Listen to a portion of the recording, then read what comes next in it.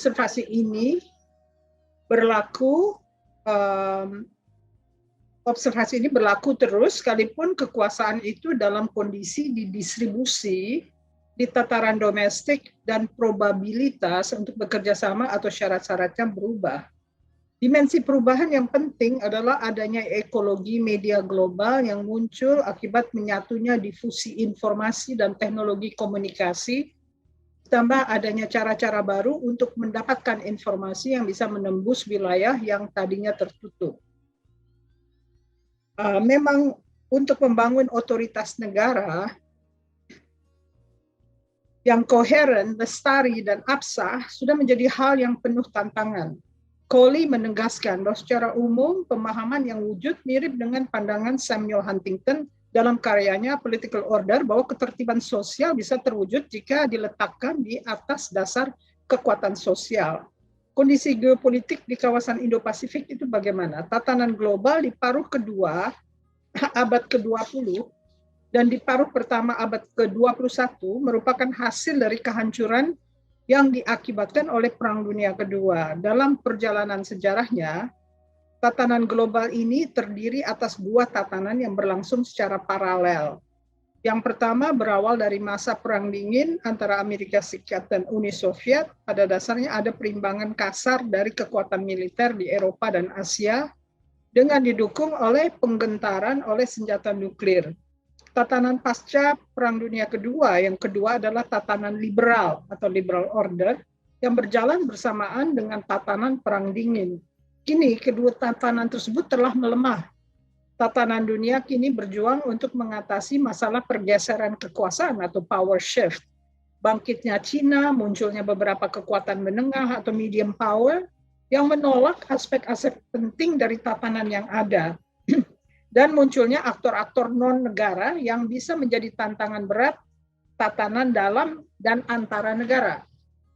Konteks teknologi dan politik telah berubah secara luar biasa. Globalisasi berakibat pada timbulnya instabilitas, mulai dari perubahan iklim hingga meluasnya teknologi di masyarakat, termasuk anggota masyarakat yang memang bertujuan untuk mengganggu tatanan yang ada. Nasionalisme dan populisme mengemuka akibat meningkatnya ketidakadilan di dalam negara. Dislokasi akibat krisis keuangan tahun 2008, kehilangan mata pencaharian sebagai akibat perdagangan dan pemanfaatan teknologi, meningkatnya arus migrasi dan pengungsi, dan kekuatan media sosial dalam menyebar luaskan rasa kebencian. Semua ini terjadi ketika kadar daya guna cara pemerintahan atau statecraft belum juga hadir. Lembaga-lembaga telah gagal juga beradaptasi. Pembedaan historis dan kultural berdasarkan latar belakang etnisitas dan persepsi emosional bisa mempunyai pengaruh dalam proses negosiasi, atau lebih spesifik lagi, sejarah nasionalisme dan politik internal bisa cenderung mendorong kalangan yang bernegosiasi untuk kemudian bersifat kaku terhadap integrasi global. Sebagai kontras, demi mencari kemungkinan untuk bekerja sama, sebuah isu fungsional bisa sangat mendorong penciptaan momentum agar identitas nasional diletakkan dalam proses politik yang lebih luas untuk menjadi lebih paham akan keuntungan yang akan didapat. Ini berlaku untuk dinamika kejahatan lintas batas negara, terutama di Asia Tenggara, karena amat relevan untuk dibahas para ahli hubungan internasional yang sejauh mungkin mendukung upaya pemerintah untuk menciptakan kesejahteraan bagi rakyat Indonesia. Jadi tanpa equilibrium dengan focal point atau fokus kepada masalah-masalah yang menjadi tantangan bangsa, tentu pemerintah kurang tergugah ya. Karena masalah bangsa ini begitu rumitnya, sehingga suara-suara dari second track atau universitas negeri atau universitas swasta itu akan sangat membantu untuk menggaungkan suara-suara yang bisa menjadi fokus konsensus nasional, yaitu kejahatan lintas batas negara. Itu relevan sekali, maksudnya tentang narkotik, tentang perdagangan manusia, tentang penyalahgunaan pengungsi yang berpura-pura menjadi warga negara dan sebagainya. Sekali lagi, saya ucapkan terima kasih yang tidak terhingga kepada mitra kerja Inadis, baik itu di UNU Kaltim dan UKI Jakarta. Semoga kerjasama ini bisa lanjut dan bisa juga menjadi narasumber dari surat kabar, karena dengan media itu kita harus bersahabat dan terus memberikan penjelasan karena mereka sendiri butuh penjelasan itu. Jadi penting sekali untuk jangan malu-malu kalau ada media datang untuk mencari tahu, silahkan menjadi narasumber yang bisa mempunyai multiplier effect kepada seluruh bangsa. Karena kayaknya ini ributnya soal bukan hal-hal yang paling penting. Justru hal yang paling penting yang harus disuarakan universitas biasanya nggak kedengeran ya. Jadi mungkin ini adalah suatu cara untuk kita bahas dan memfokuskan diri untuk bisa menjadi suara, bukan hanya echo, tapi dia menjadi choice dari bangsa, pilihan utama sebelum kita menjadi semakin sulit ke depannya, karena memang kayaknya memang rumit, kelihatannya memang dibungkus-bungkus jadi bagus, tapi sebetulnya dalam kondisi sehari-hari itu tidak sedemikian bagus ya. Terima kasih banyak, selamat berpartisipasi dalam webinar ini. Terima kasih banyak ya, Yusran dan kawan-kawan yang sudah menjadi network, juga Angel yang selalu membantu Inadis. Semoga cita-cita bangsa ini bisa terwujud melalui bincang-bincang kecil atau bincang-bincang yang membesar nantinya setelah kita gaungkan di media-media sosial atau media yang resmi. Terima kasih banyak. Baik, terima kasih kepada Mbak Suzy atas kata sambutannya. Selanjutnya kita akan masuk ke sesi berikutnya, yaitu pembahasan materi yang kemudian akan dipandu oleh moderator, Mbak Kanya. Mbak Kanya, kami persilakan. Selamat siang semuanya. Untuk pembicara pertama yaitu Farhan Julianto. Jadi Farhan ada peneliti studi strategis yang bergabung dengan Inadis sejak Januari 2022 dan mendapatkan gelar sarjananya dari Departemen Ilmu Hubungan Internasional Universitas Indonesia pada tahun 2021 lalu. Di kesempatan yang sama, Farhan juga mendapatkan gelar sebagai skripsi terbaik dari departemen tersebut. Dan minat Farhan sendiri itu berpusat pada pengkajian strategis di bidang keamanan, khususnya yang berkaitan dengan kebijakan luar negeri Indonesia. Pada hari ini Farhan akan mempresentasikan tentang ancaman kelompok paramiliter di Laut Cina Selatan. Silakan Farhan.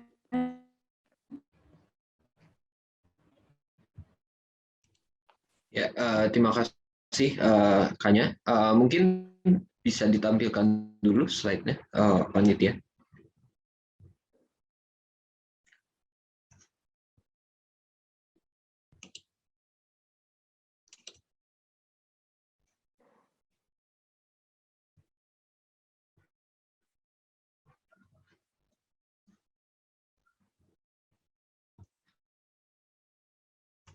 Yes. Sebagai pembuka saja, pada kesempatan kali ini, sambil menunggu panitia ya, untuk saya akan mempresentasikan tentang kelompok paramiliter di Laut Cina Selatan.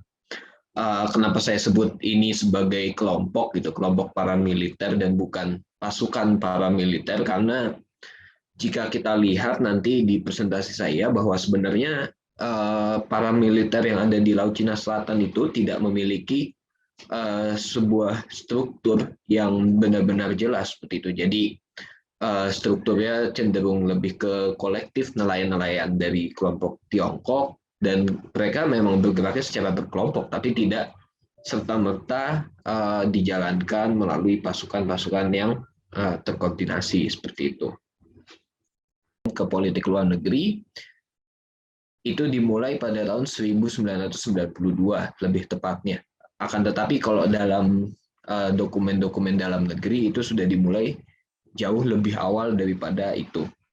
Kemudian klaim 9 dash line ini atau 9 garis putus-putus ini menyebabkan aksi saling klaim antar wilayah. Seperti yang bisa terlihat di peta, garis putus-putus Tiongkok ini bersentuhan dengan wilayah laut yang ada di Vietnam, kemudian yang ada di Malaysia, Brunei Darussalam, Filipina, dan juga mengancam juga Taiwan, yang sebenarnya Tiongkok masih mengklaim bahwa Taiwan adalah bagian dari Cina daratan. Kemudian pada saat itu berusaha dimanajemenkan oleh ASEAN. ASEAN melakukan manajemen konflik dengan mengeluarkan Declaration of Conduct di awal tahun 2000-an, dan kemudian akan mengamanatkan pengeluaran Code of Conduct. Tetapi Code of Conduct ini sampai detik ini pun tidak disepakati gitu. Sebenarnya pernah ketika kejadian adalah ASEAN hampir sepakat di tahun 2012. Akan tetapi pada tahun tersebut ada negara yang memblokir konsensus ASEAN, itu Kamboja pada saat itu. Dan itu membuat Code of Conduct ini pembahasannya jauh dan diulang dari nol, dan kemudian baru dimulai kembali pada tahun 2015. Dan kemudian adanya aksi saling klaim antar wilayah ini menyebabkan insiden dengan dan tanpa kapal perang. Seringnya itu kapal penjaga pantai dengan nelayan. Jika ditarik misalkan ke Indonesia, gitu, insiden yang sering terkait ini adalah antara Bakamla, penjaga pantai Indonesia, dengan nelayan-nelayan asal Tiongkok maupun asal Vietnam. Tapi di negara lain seperti Filipina itu lebih sering terjadi antara penjaga pantai Filipina dengan nelayan-nelayan dengan Tiongkok. Kemudian Filipina pada saat itu mengajukan gugatan pada tahun 2013 ke Pengadilan Arbitrase Internasional, yang kemudian mengeluarkan keputusan pada tahun 2016 dan memutuskan bahwa Laut Cina Selatan itu dan klaim Cina itu tidak sesuai dengan hukum internasional. Tapi pada kenyataannya Tiongkok tidak mengikuti putusan PCA ini, putusan Pengadilan Arbitrase ini, dan kemudian malah tetap melakukan aksi klaim wilayah di berbagai negara seperti itu. Dan Tiongkok ini menerapkan sebuah strategi yang saya sebut sebagai strategi perlahan, seperti di mana dia itu tidak berusaha untuk memicu suatu perang terbuka dengan negara-negara Asia Tenggara, tetapi mereka mengklaim secara perlahan meningkatkan kehadiran nelayan-nelayan mereka di Laut Cina Selatan, dan kemudian secara perlahan mengambil wilayah-wilayah yang ada di negara lain seperti itu. Contohnya di Scarborough Shoal itu kalau ada di peta itu di kirinya dari Manila itu sering sekali dilanggar oleh Tiongkok, dan pada akhirnya pun nelayan Tiongkok lebih banyak dibanding nelayan-nelayan asal Filipina. Jadi ini menunjukkan bahwa sebenarnya Tiongkok bisa melakukan klaim wilayah yang dilakukan secara perlahan. Kemudian slide berikutnya. Ya, masuk ke topik kita pada kali ini adalah pasukan paramiliter. Pertama saya akan membahasnya dari segi Tiongkok terlebih dahulu. Pertama, ini strukturnya ini paramiliter itu tidak merupakan bagian dalam struktur militer Tiongkok gitu. Kalau kita secara umum struktur militer kan angkatan darat, angkatan laut, dan angkatan udara seperti itu. Dan pasukan paramiliter ini kalau secara resmi dalam hukum Tiongkok itu tidak masuk ke dalam bagian pasukan angkatan laut. Walaupun Tiongkok itu memiliki namanya pasukan PLA ya, pasukan PLA, dan yang sering digambarkan oleh negara-negara barat sebagai pasukan paramiliter. Walaupun dia tidak mendapatkan, tidak termasuk ke dalam struktur militer angkatan laut, tapi mereka tetap mendapatkan arahan dari angkatan laut Tiongkok, walaupun sifatnya itu tidak resmi dan tidak di atas kertas seperti itu. Dan paramiliter ini pun dibiayai untuk pembuatan kapal-kapal nelayan. Jadi kalau di Tiongkok itu kapal-kapal nelayan itu bisa dibiayai oleh kelompok publik atau pemerintahan dan kelompok-kelompok privat. Nah, kenapa dibiayai itu? Karena ada suatu struktur kapal yang berbeda dibanding kapal-kapal lain seperti itu. Jadi kapal-kapal yang digunakan oleh para militer Tiongkok itu adalah kapal yang lambung kapalnya itu terbuat dari besi, sehingga dia bisa untuk nabrak kapal lain gitu, nabrak kapal nelayan lain yang hancur, bukan kapalnya Tiongkok seperti itu. Dan besi yang dipakai juga besi yang lebih tergolong ringan, sehingga kalau mereka dikejar oleh kapal penjaga pantai, mereka bisa lari kabur kembali ke wilayahnya. Dan para militer ini, nelayan-nelayan ini didorong untuk mencari ikan ini sejauh-jauhnya, dan dengan mengklaim wilayah yang mereka ambil ikannya itu sebagai traditional fishing ground atau wilayah tradisional. Jadi mereka mengklaim bahwa oh iya dulu kami menangkap ikan di sini dan ya sudah kami sudah terbiasa di sini seperti itu. Jadi mereka akan melakukan klaim-klaim seperti itu. Untuk dari operasionalnya, yang pertama itu dia tidak ragu untuk mendekati kapal-kapal besar dari negara lain. Ini pernah terjadi di Taiwan pada tahun 2011, di mana kapal nelayan Tiongkok ini menabrak kapal Amerika Serikat yang tidak bersenjata. Jadi mereka menimbulkan ketidakragu-raguan karena lambung kapal yang dari mereka pun terbuat dari besi. Dan ya udah, tujuannya itu untuk mengintimidasi dan menabrak kapal lain. Ini pernah terjadi di Vietnam kurang lebih tahun 2013, di mana suatu kapal nelayan itu ditabrak oleh kapal nelayan asal Tiongkok. Dan kemudian juga ini pernah terjadi di Indonesia kurang lebih di tahun 2016, di mana kapal Tiongkok menabrak kapal Tiongkoknya sendiri. Jadi ada dua kapal, satu kapal menabrak kapal lainnya dengan tujuan agar kapal yang ditabrak tersebut tidak ditangkap oleh penjaga pantai Indonesia. Mereka juga bergerak secara kelompok. Satu kelompok itu berdasarkan penemuan saya itu bisa mencapai 60-100 kapal. Kenapa bisa sebanyak itu? Karena jumlah nelayan mereka pun sebenarnya juga banyak. Tiongkok itu tercatat memiliki 7,9 juta orang yang bekerja dalam industri perikanan. Jumlah kapal tersertifikasinya itu mencapai 800.000 kapal. Jika dibandingkan dengan Indonesia, Indonesia itu hanya memiliki 33.000 kapal nelayan tersertifikasi gitu. Jadi artinya kalau kita pindahin semua kapal di Indonesia, kapal nelayan Indonesia kita pindahin ke Natuna, itu bahkan kita belum ketemu setengahnya dari kapal Tiongkok. Jadi suatu ketimpangan yang nyata, dan ini membuat sulit negara-negara ASEAN lainnya. Dan ini juga membuat mereka sulit diusir karena jumlahnya sangat tinggi. Bakamla pernah memberikan tembakan peringatan kepada suatu kelompok nelayan, dan itu jumlah kapal nelayannya, jumlah kapal Bakamlanya itu satu. Kapal nelayannya yang dicoba dikejar itu 120 kapal. Jadi sangat-sangat tidak sebanding dengan apa yang dicoba oleh Bakamla seperti itu. Boleh slide selanjutnya?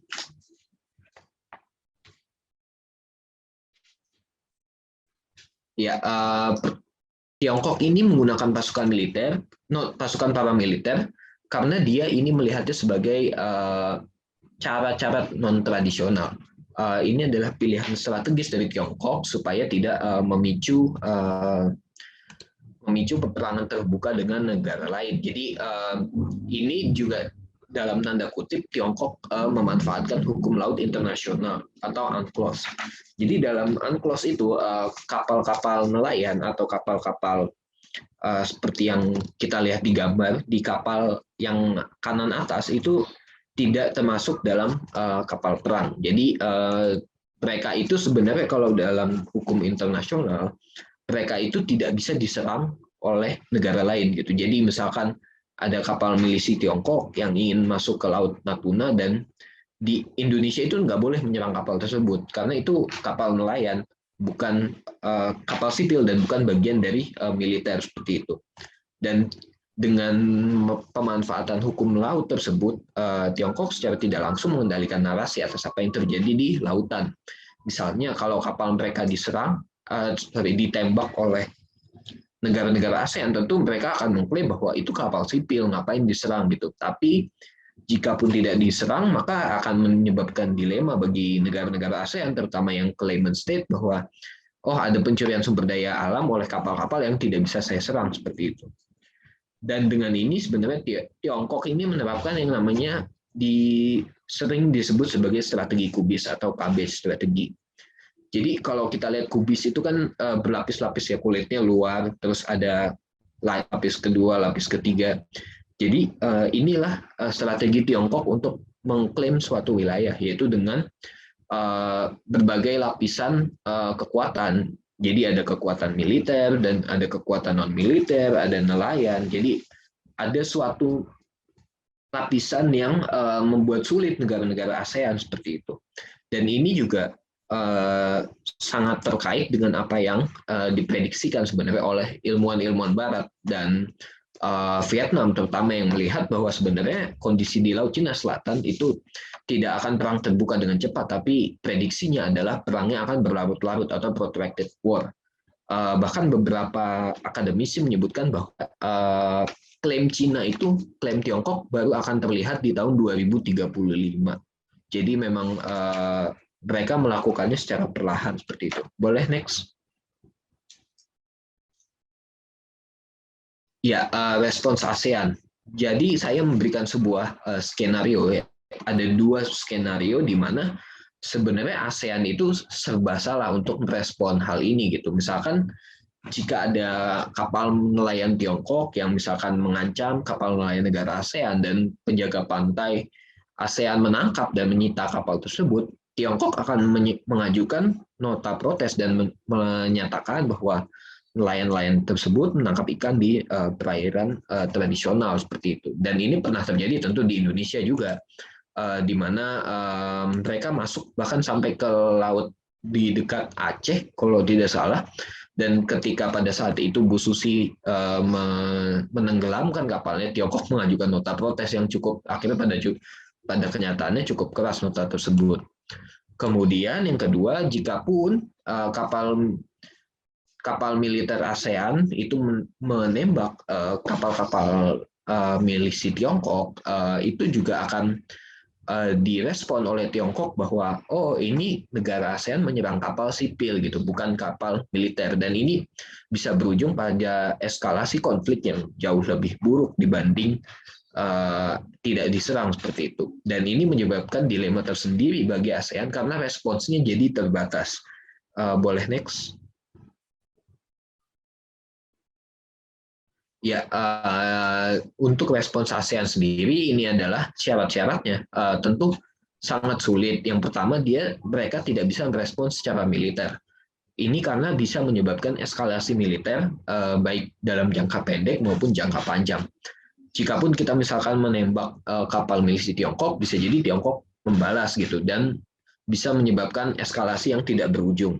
Dan pada akhirnya justru akan menyebabkan perang yang tidak diinginkan sebenarnya oleh negara-negara ASEAN itu sendiri karena kekurangan kemampuan. Yang kedua, justru ini tidak bisa melibatkan Tiongkok. Jadi tidak bisa kita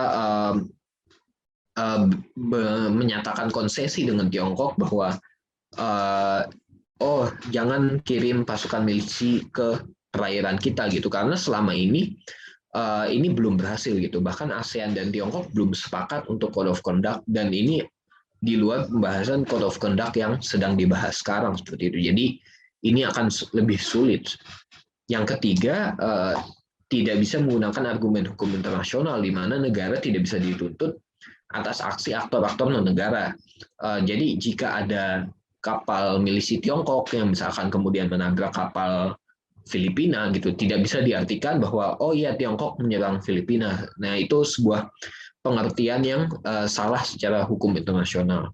Dan ini berarti ASEAN tidak bisa menggunakan hukum internasional karena UNCLOS di tahun 80-an itu dia tidak mengidentifikasi apa sih itu kapal militer atau apa sih itu kapal milisi gitu. Jadi kapal-kapal milisi ini belum diidentifikasi oleh hukum internasional. Jadi ada kekosongan hukum baik di tingkat global maupun di tingkat regional seperti itu. Yang terakhir adalah tidak bisa merespon unilateral seperti yang sudah saya bilang tadi, bahwa ini bisa berisiko mengganggu hubungan dengan Tiongkok, di mana sebenarnya negara-negara ASEAN ini sebagian besar memilih untuk menyeimbangkan hubungannya antara Amerika Serikat dan Tiongkok supaya bisa mendapatkan manfaat dari hubungan luar negerinya.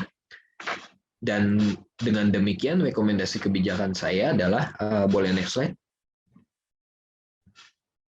Rekomendasi kebijakan yang saya lihat, pertama yang dibutuhkan adalah confidence building measures, atau suatu tindakan bahwa kita percaya diri dengan satu sama lain gitu, di antara intra-ASEAN terlebih dahulu.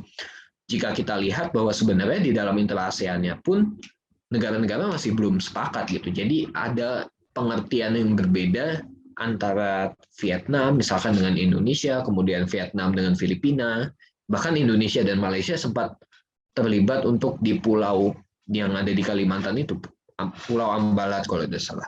Dan itu menandakan bahwa sebenarnya ASEAN pun belum sepenuhnya menyatu tentang isu laut ini gitu. Yang kedua, saya sangat mendesak penyelesaian Code of Conduct. Pembahasan ini sudah dimulai tahun 2002 dan sekarang udah 20 tahun setelahnya, dan belum ada perubahan yang berarti bisa disampaikan oleh ASEAN. Dan ini sangat dibutuhkan karena tidak hanya mendikte respon-respon apa yang bisa diberikan, tapi juga memberikan suatu norma atau guideline bahwa apa yang bisa dilakukan di laut dan apa yang tidak bisa dilakukan di laut, seperti itu. Yang ketiga, mungkin ini juga akan relevan dengan pembahasan narasumber lainnya, bahwa perlu ada revisi tentang ASEAN Plan of Action untuk to combat transnational crime. Ada isu-isu yang masih dianggap berada di gray area, seperti contohnya isu milisi ini. Tentu nanti Ibu Sari dan Ibu Angel akan berbicara tentang isu-isu lainnya yang mungkin meng-highlight bahwa sebenarnya mekanisme ini belum maksimal untuk combat transnational crime ini. Mungkin kalau counterterrorism punya mekanismenya sendiri untuk plan of action, tapi kalau untuk transnational crime yang seperti migrasi atau seperti penyelundupan orang atau perdagangan narkoba, itu kita masih belum maksimal untuk menanganinya.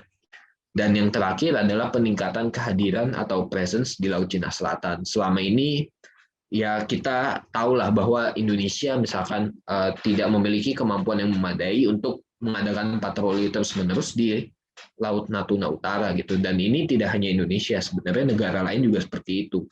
Dan ini sebenarnya membuka jalan untuk peluang untuk nelayan-nelayan Tiongkok untuk bertindak secara paramiliter di Laut Cina Selatan itu, dan mengingat jumlahnya yang banyak juga gitu.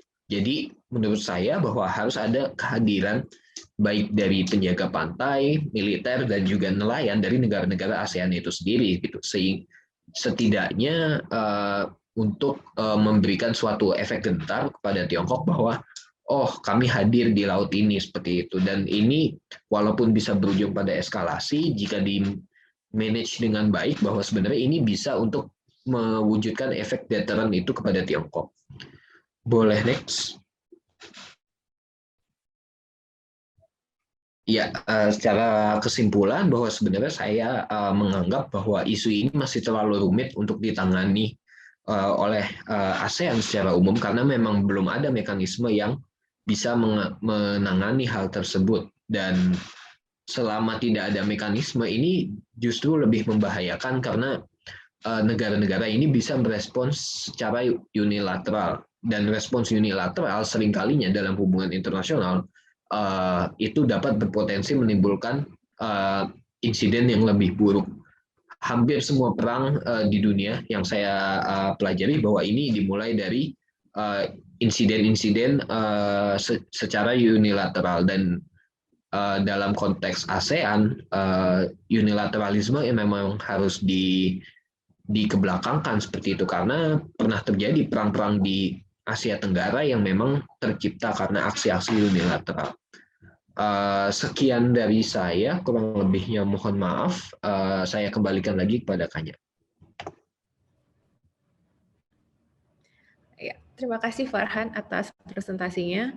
Menarik ya sebenarnya topiknya. Nah, untuk mempersingkat waktu, sekarang kita langsung lanjut lagi ke Bu Sari.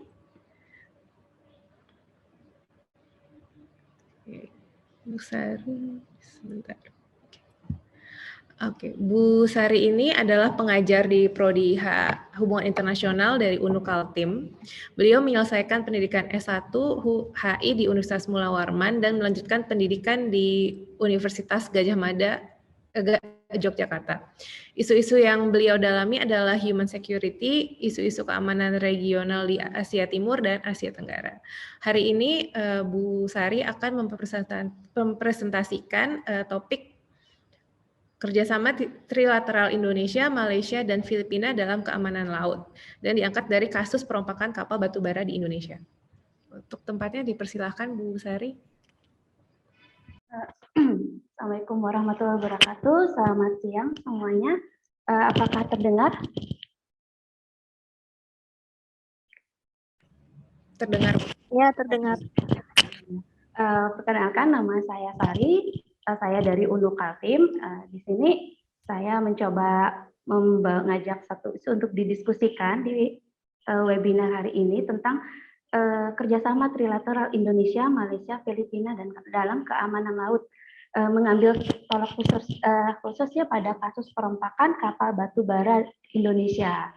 Jadi kami yang berdomisili di Kalimantan ini dari kami besar melihat bagaimana banyaknya batu bara itu diambil dari sungai-sungai kami, dan semakin besar kami menyadari bahwa wilayah kami, provinsi kami itu langsung terbuka dengan ALKI 2, jalur lintas komunikasi dan perdagangan yang nantinya akan terus diarahkan ke utara. Oke, bisa next. Jadi di sini saya bicara tentang seperti yang kita ketahui bahwa kejahatan lintas negara di perbatasan ASEAN. Jadi negara ASEAN kita semua sama-sama tahu bahwa negara-negara kita dikelilingi oleh laut gitu loh, yang merupakan juga wilayah yang sangat strategis. Tadi saya ingat sekali bagaimana Mbak Susi bilang bahwa strategis geopolitik itu juga memberi pengaruh kepada wilayah kita untuk berkembang, dan bersyukurnya jalur laut gitu loh, itu menjadikan benefit kita sebagai jalur perdagangan. Jadi berbagai macam alur perdagangan global gitu loh, melewati wilayah Asia Tenggara. Nah, tapi juga kita tidak menutup mata bahwa semakin besarnya jalur laut yang terbuka di wilayah kita, maka ancaman kejahatan lalu lintas batas negara pun juga semakin terbuka lebar gitu. Berbagai jenis kejahatan yang bisa yang melewati laut itu ya, kalau untuk di wilayah Kalimantan itu narkotik ya, perdagangan narkotika gitu ya, baik dari darat sebatik ya, sebatik Indonesia dengan sebatik Malaysia, itu dari jalur laut dari Tarakan ya ke Filipina, juga sama dengan jalurnya perdagangan senjata api, penyelundupan manusia, dan trafficking in person dan yang lainnya. Jadi di sini saya mencoba melihatnya dari wilayah saya tumbuh besar gitu loh. Ternyata transnational on crime gitu di perairan terutama itu juga sangat langsung berbatasan ya. Apalagi dulu sebelum tahun 2011 wilayah Kaltara itu masih bergabung dengan Kaltim. Jadi Kaltim itu langsung berbatasan dengan wilayah baik dari darat maupun dari laut dengan negara-negara ASEAN lainnya. Ini ada di gambar terlihat jalur perdagangan yang biasa memang dilalui oleh kapal-kapal dagang ya, baik itu dari Indonesia maupun yang masuk ke Indonesia. Boleh next? Bisa. Next. Oke. Laut Sulu itu merupakan salah satu bagian dari sea line of communication dan perdagangan. Jadi jalur komunikasi dan perdagangan. Jadi di Laut Sulu ini merupakan terletak berbatasan langsung dengan 3 negara ASEAN, yaitu Malaysia, Indonesia, dan Filipina. Jaraknya juga cukup besar, luasan lautnya yaitu sekitar 210.000 meter persegi. Nah, yang menariknya wilayah ini merupakan jalur yang pendek, jalur singkat gitu loh, untuk kapal-kapal dagang gitu loh, kapal-kapal bermuatan dagang untuk menuju utara, menuju Cina, Jepang, dan Korea Selatan gitu loh. Dan juga negara ASEAN yang ada di utara seperti untuk Filipina. Nah, dari tahun 2011 ya, dari 2008 kasus-kasus perompakan di Laut Sulu ini mulai terlihat gitu, mulai banyak naik intensitasnya. Yang biasanya diambil itu adalah barang-barang komoditas dagang, kopi, terus misalnya alat-alat rempah-rempah, dan juga batu bara gitu. Jadi meskipun tahun 2011 sampai 2015 itu mencatat bahwa kurva dari tindak perompakan itu cenderung stabil atau menurun, tapi ternyata tidak untuk Laut Sulu. Jadi sampai ada artikel waktu itu WOA menyatakan bahwa Laut Sulu merupakan salah satu wilayah perairan yang tidak aman untuk Asia Tenggara. Yang menariknya lagi, justru di Laut Sulu lah jalur transportasi, jalur dagang itu terhitung pendek, sehingga jalur ini menjadi favorit bagi kapal-kapal dagang untuk menuju utara. Itu baik dari segi waktu dan juga segi biaya. Jadi perompakan akhirnya memang jadi marak terjadi di Laut Sulu. Hingga pada tahun 2016 itu melaporkan bahwa lebih dari 100.000 kapal itu transit di wilayah Laut Sulu. Kapal bermuatan kargo yang didominasi oleh batu bara itu banyak melewati laut ini, Laut Sulu ini. Nah, kalau misalnya dihitung-hitung gitu loh, itu membawa total nilai sampai 800 juta US dollar atau 19,4 triliun dengan kurs rupiah 13.000 ya. Dan itu semuanya batu bara. Batu bara yang 80%-nya merupakan hasil dari Kalimantan Selatan, Kalimantan Timur, dan juga Kalimantan Utara. Dan itu banyak akan dibawa ke mitra dagang Indonesia dari Cina, Korea Selatan, dan juga Jepang.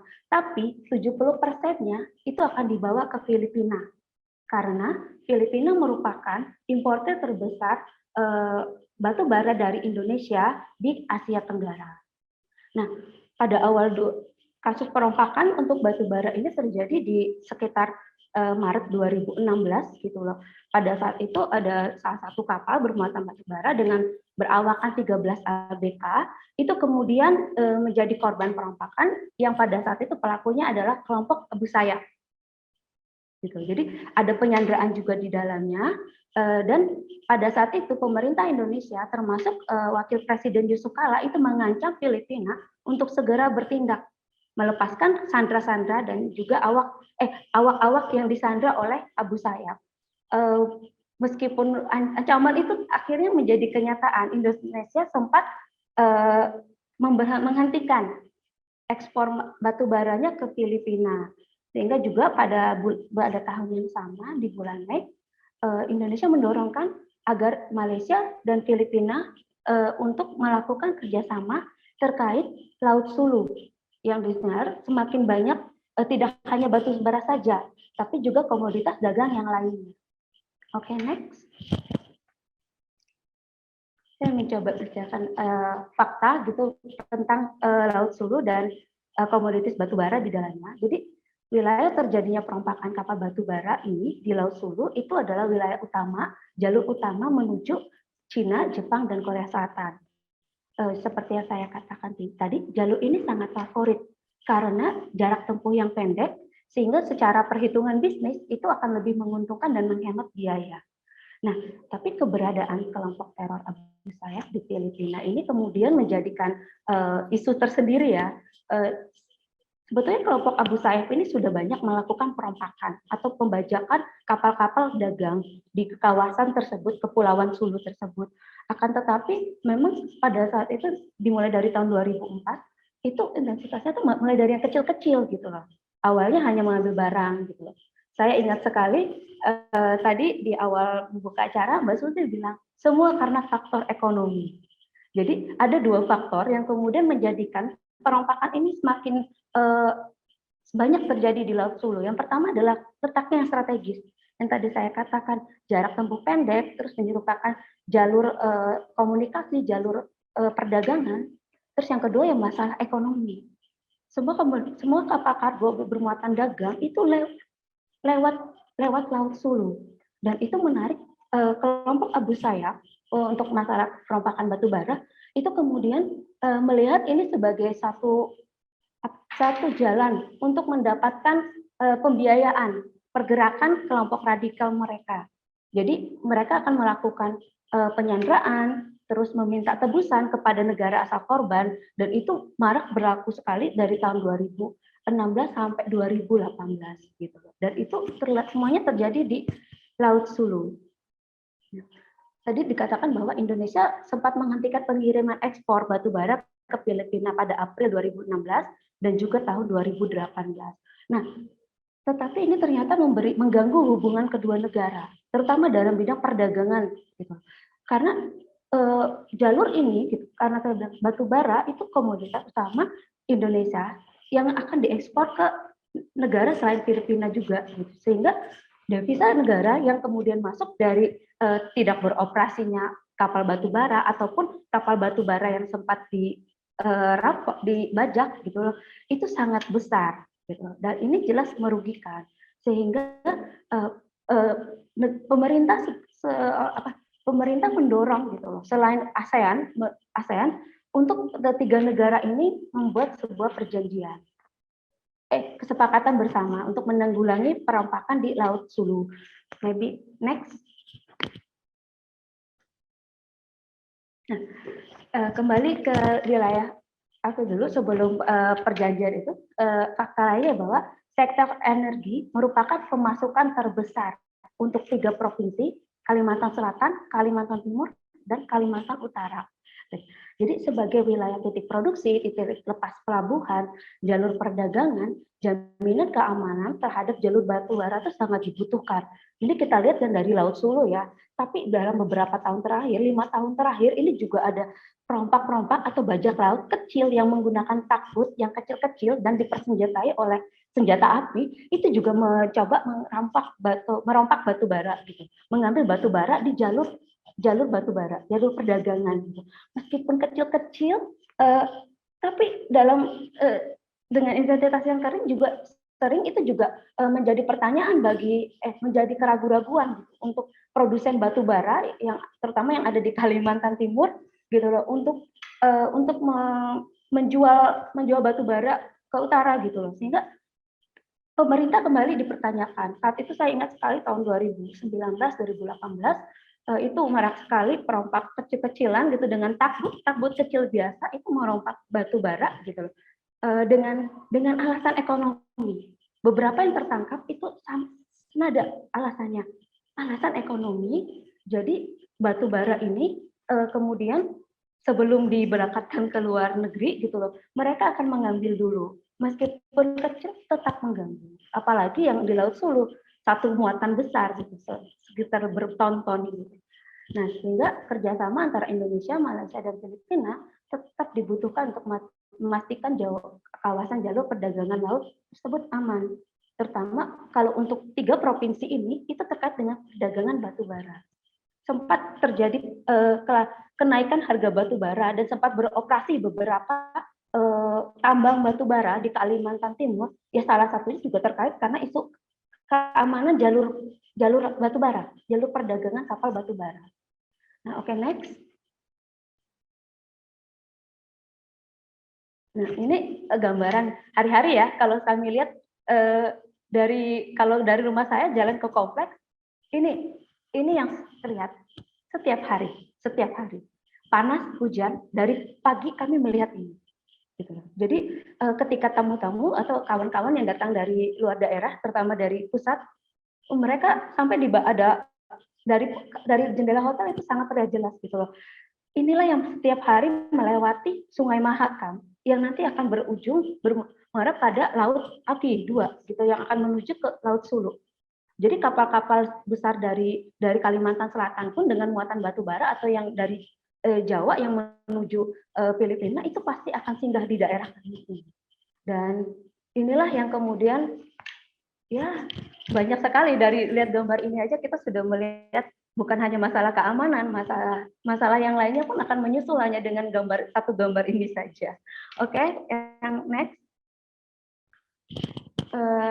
Dalam perjanjian trilateral gitu, dalam UNCLOS tadi itu kewajiban negara bekerja sama dalam menegakkan dan menanggulangi perompakan itu ada gitu.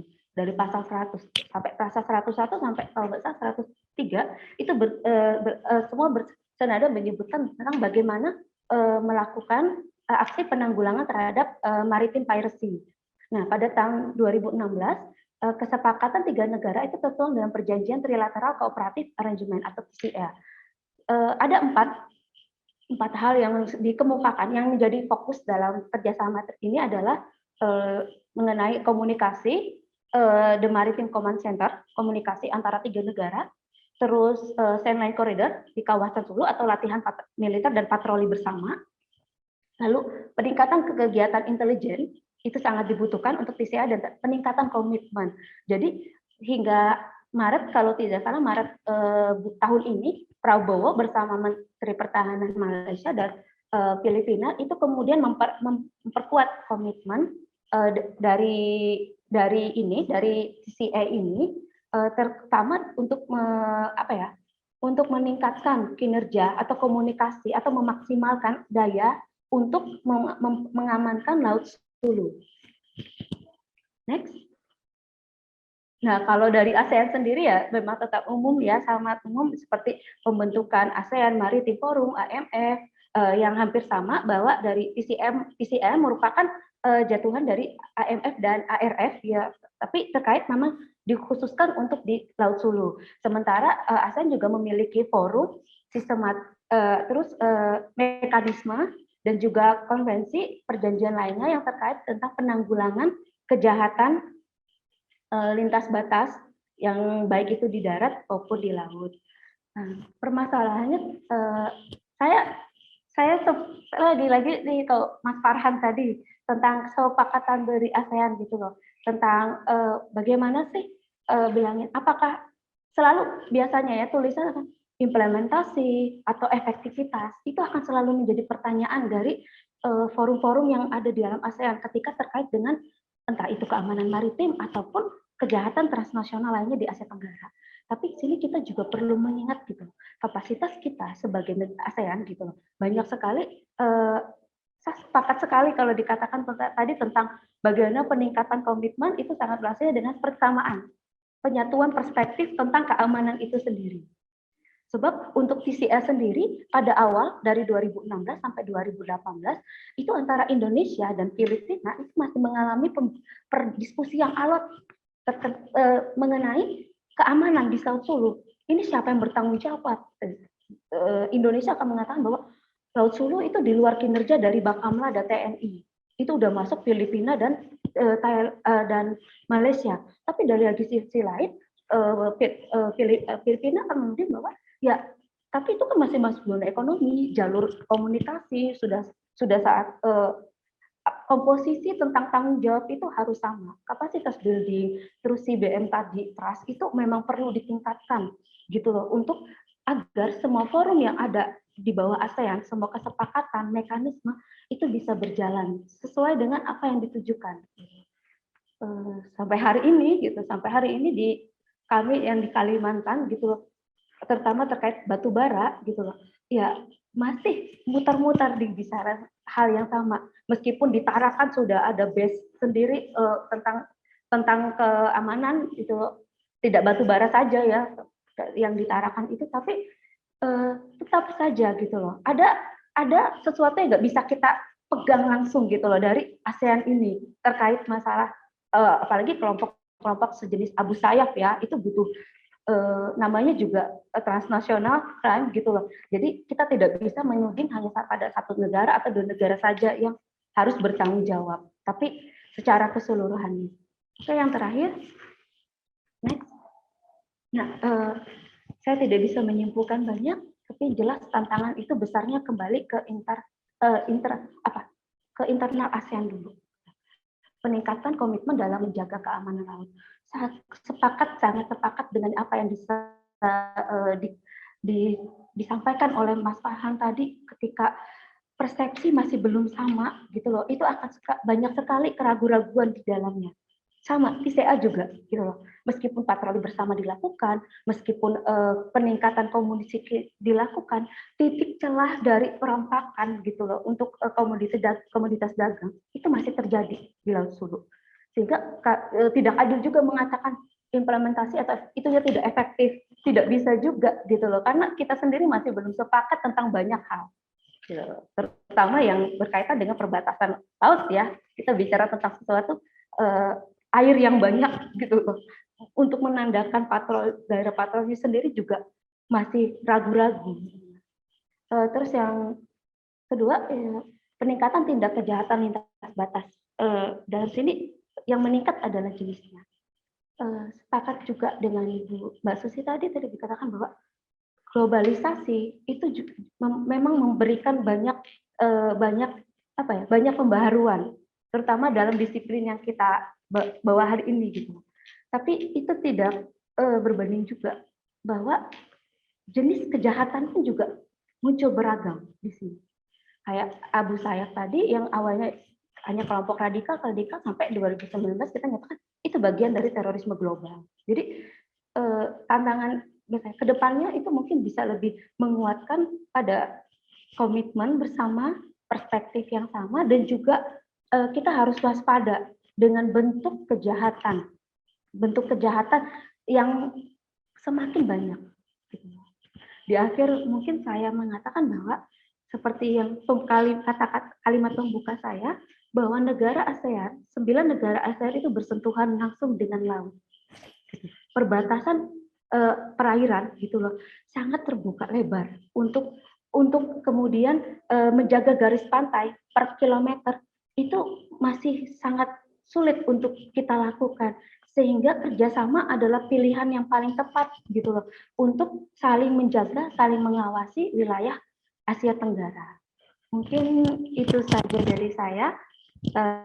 Semoga nanti teman-teman banyak yang bisa memberi masukan dan informasi juga agar diskusi kita ini bisa jadi lebih berwarna gitu. Terima kasih semuanya. Assalamualaikum warahmatullahi wabarakatuh.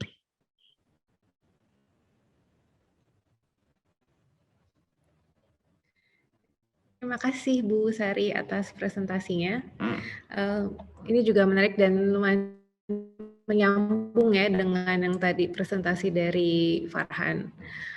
Kemudian kita akan melanjutkan ke presentasi ketiga, yaitu Mbak Angel.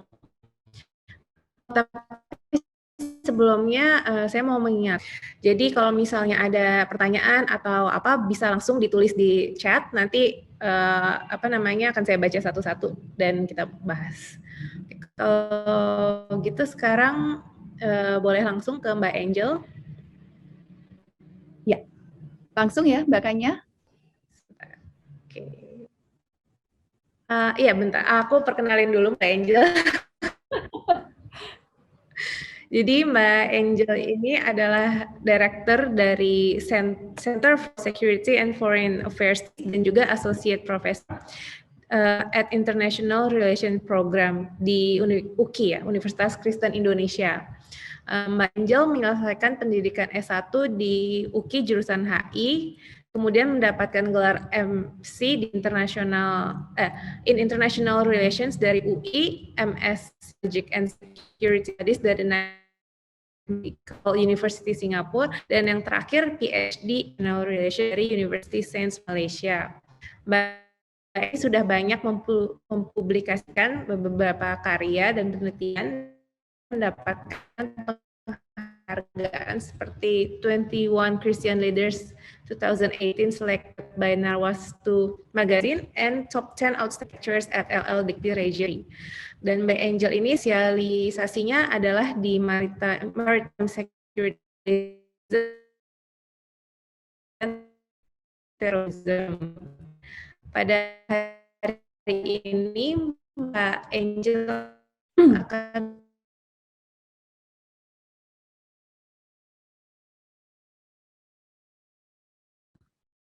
Halo, Mbak Kanya suaranya hilang ya? Mungkin terputus kali ya. Sepertinya Iya, ya. putus Mbak Kanya. Signalnya Mungkin ya. langsung dimulai aja Bu Angel. Oke, kalau gitu Mas Bimo atau Mas siapa Inadis boleh tolong Iya. bantu. Oke, sebentar ya. Thank you.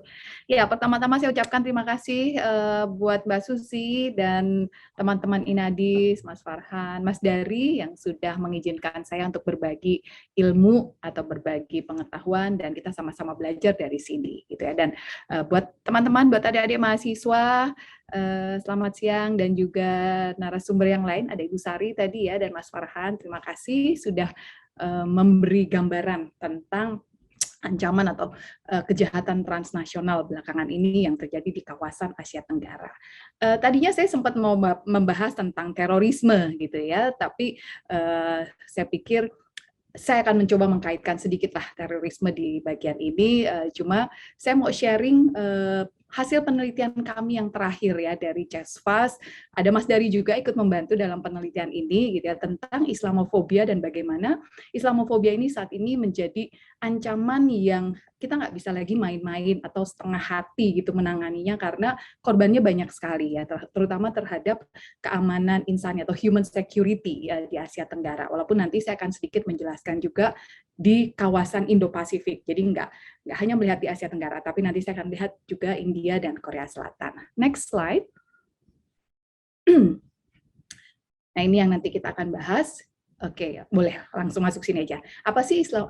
Oke, terima kasih.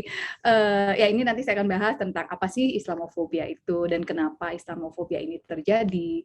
Lalu nanti kita akan lihat tipologi Islamofobia di Asia Tenggara atau di Indo-Pasifik lebih tepatnya, karena levelingnya tuh berbeda. Ada Islamofobia yang relatif mungkin agak lebih ringan, walaupun tetap mengancam gitu, sampai yang levelnya sudah sangat tinggi. Nanti saya akan jelaskan dan dampaknya dari Islamofobia ini terhadap keamanan insani dan tentu saja terhadap stabilitas di kawasan Asia Tenggara, dan nanti terakhir saya akan sampaikan rekomendasi yang bisa kita lakukan atau yang bisa ASEAN lakukan. Next. Yes, apa sih Islamofobia? Gitu ya. Banyak orang mengaitkan Islamofobia ini ketakutan terhadap agama Islam gitu atau umat Islam. Nah, Islamofobia ini kalau di negara Barat ya atau di Amerika Serikat itu muncul atau menguat setelah kejadian terorisme atau aksi terorisme yang kita kenal dengan 9/11 gitu ya, serangan Al-Qaeda terhadap Amerika Serikat, dan bukan cuma di Amerika Serikat tapi di negara-negara Eropa, bahkan termasuk di Indonesia. Kita tuh boleh dibilang ya mulai tahun 2001 sampai 2012 itu kita mandi bom gitu, banyak sekali aksi-aksi terorisme berbasiskan agama pada saat itu. Karena sebelumnya memang terorisme lebih banyak dikaitkannya dengan etno-nasionalisme gitu ya, bukan agama. Tapi mulai muncul Al-Qaeda tahun 90-an akhir yang membungkus kejahatan atau membungkus aksi terorisme dengan agama dan agama Islam yang dibawa, dan itu kemudian berdampak terhadap munculnya Islamofobia ini ya. Islamofobia itu sebenarnya adalah sebuah proses sikap. Jadi nggak ujuk-ujuk ada, tapi dia sebuah proses yang melibatkan elemen emosional gitu ya, rasa marah, kecewa, kesel gitu. Kemudian ada kognitif juga di sana, mulai berpikir rasional, kenapa begini, kenapa ada muncul aksi-aksi ini, kenapa ada injustice, ada ketidakadilan dan sebagainya. Mulai muncul kognitif, evaluatif, dan pada akhirnya berorientasi pada sebuah tindakan yang mengancam atau tindakan kekerasan ya. Tahun 2012 Eric Blake itu mengaitkan aksi terorisme terutama di negara-negara barat, di Amerika Serikat dan Prancis, Inggris dan sekitarnya ya, di Eropa Barat, itu dengan Islamofobia, dan dia menyebutkan Islamofobia ini sebagai kecemasan, ketakutan masyarakat ya, kecemasan sosial dan penolakan terhadap Islam dan budaya Muslim gitu ya. Jadi karena akibat dari serangan atau aksi terorisme berbasiskan agama atau berbungkuskan agama, sehingga muncullah ketakutan terhadap Islam. Nah, di tahun 2021 Reza Gholami kemudian mengatakan sesuatu yang awalnya cuma rasisme ya, yang cuma awalnya ketakutan terus menjadi rasisme, akhirnya menjadi sebuah aksi yang merujuk pada kekerasan ya, diskriminasi, sentimen anti-Islam, dan yaitu tadi kekerasan, bahkan nanti saya akan tunjukkan sampai level pembunuhan dan pengusiran ya. Next. Oke, next. Nah, ini ada beberapa penyebab Islamofobia ya. Pengamat Barat ya, scholars dari Amerika atau dari negara-negara Eropa Barat itu pasti mengaitkan Islamofobia ini dengan aksi terorisme atau Al-Qaeda 9/11 ya, serangan-serangan yang dilakukan oleh kelompok teroris Al-Qaeda dalam hal ini belakangan mulai tahun 2013-2014 ISIS ya, dan itulah memperkuat munculnya rasa takut, rasa cemas, kekhawatiran, bahkan tadi penolakan, diskriminasi dan kekerasan terhadap Islam ya. Tapi menariknya apa yang terjadi di kawasan Indo-Pasifik ya, juga Asia Tenggara, Islamofobia itu tidak berkaitan, tidak serta-merta berkaitan dengan terorisme 9/11. Bahkan kalau ditarik secara historis, Islamofobia yang terjadi di Indo-Pasifik itu muncul jauh-jauh hari gitu ya, sejak zaman kolonialisme Inggris terutama misalnya di India, di Myanmar, bahkan kalau di India itu jauh sebelum kolonialisme Inggris gitu ya, ketika ada kekaisaran Mughal di India yang beragama Islam kemudian bertindak diskriminatif terhadap kelompok umat Hindu, masyarakat Hindu di sana, sehingga terjadi friksi, tension antara Islam dan Hindu. Dan puncaknya tahun 1948 ketika India dan Pakistan merdeka, mereka berpisah gitu. Itu adalah bagian dari tadi adanya sentimen-sentimen anti-Islam. Kemudian ada alienasi Islam. Islam itu dianggap karena Islamofobia ini mostly terjadi di negara-negara yang kelompok Islam, umat Islam itu sebagai minoritas ya, sehingga ya katakanlah di India, di Myanmar, Thailand, Filipina juga ya.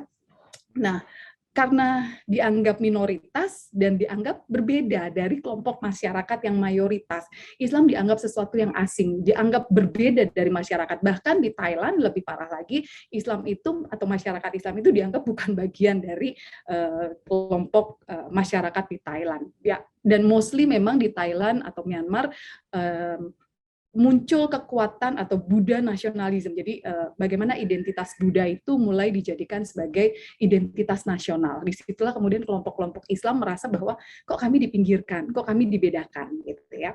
Kemudian di beberapa negara seperti Thailand gitu ya, atau bahkan di Indonesia, Islam itu juga dikaitkan dengan sebuah ideologi atau kekuatan politik. Ya, di Indonesia misalnya tahun 48 kita sama-sama tahu ada Darul Islam yang menginginkan Indonesia berdiri sebagai sebuah negara Islam, dan itu juga terjadi misalnya di Thailand ya, ada sekelompok kelompok umat Islam di daerah Thailand Selatan di Patani gitu yang menginginkan kami berdiri sendiri saja, berbeda saja menjadi sebuah negara Islam gitu atau negara yang basisnya adalah Islam. Nah, dari situlah kemudian muncul ketakutan, kekhawatiran. Di Indonesia juga ya belakangan ketika masa reformasi muncul kekuatan-kekuatan Islam yang ingin menggantikan ideologi Pancasila misalnya menjadi ideologi berbasiskan agama. Negara Indonesia menjadi negara berbasis agama. Nah, dari sini kemudian memunculkan ketakutan, kekhawatiran ya, kecemasan sosial terhadap Islam. Nah, yang lebih repotnya lagi adalah peranan media, terutama media-media barat atau negara-negara yang mengagungkan media barat, media ini selalu menyebutkan atau mengaitkan Islam ini dengan kekerasan akibat aksi terorisme ya. 9/11 memunculkan berita-berita bagaimana Islam itu dikaitkan dengan kekerasan, dikaitkan dengan ya aksi-aksi brutal, barbar, irasional dan pelecehan terhadap perempuan dan lain sebagainya. Nah, ini adalah beberapa faktor kenapa Islamofobia ini menguat, terutama setelah kejadian 9/11. Walaupun tadi saya sampaikan India, Myanmar, Thailand, Islamofobianya terjadi jauh sebelum itu. Next. Nah, ini beberapa level yang tadi saya sampaikan ya, tipologi Islamofobia. Saya ambil sampelnya 5 negara ya. Ini yang kami teliti, India, Myanmar, Thailand, Korea Selatan dan Indonesia. Levelingnya mulai dari yang hanya sekedar ketakutan, kecemasan seperti yang tadi Eric Blake sampaikan gitu ya, Islamofobia yang dalam bentuk dia takut, dia cemas ketika melihat simbol-simbol Islam misalnya ya, atau orang-orang mohon maaf misalnya bercadar dan mohon maaf misalnya berjenggot dan lain sebagainya. Nah, level yang paling rendah seperti ketakutan dan kecemasan itu terjadi misalnya di Korea Selatan dan Indonesia. Masyarakat Korea Selatan itu kan monolitik ya, mereka dengan ciri-ciri fisik orang-orang Korea, kemudian ketika melihat orang-orang yang agak berbeda dari mereka, ya ada xenofobia mereka. Jadi ketika melihat yang orang Arab atau orang-orang keturunan Timur Tengah yang ada di sana, mereka mulai ada rasa khawatir, dan terutama peranan media di sana sangat kuat. Bagaimana Korea Selatan punya kedekatan hubungan dengan media-media Barat, dan media Barat memberikan gambaran yang buruk ya tentang Islam. Tadi Islam dikaitkan dengan kekerasan, sehingga terjadi ketakutan.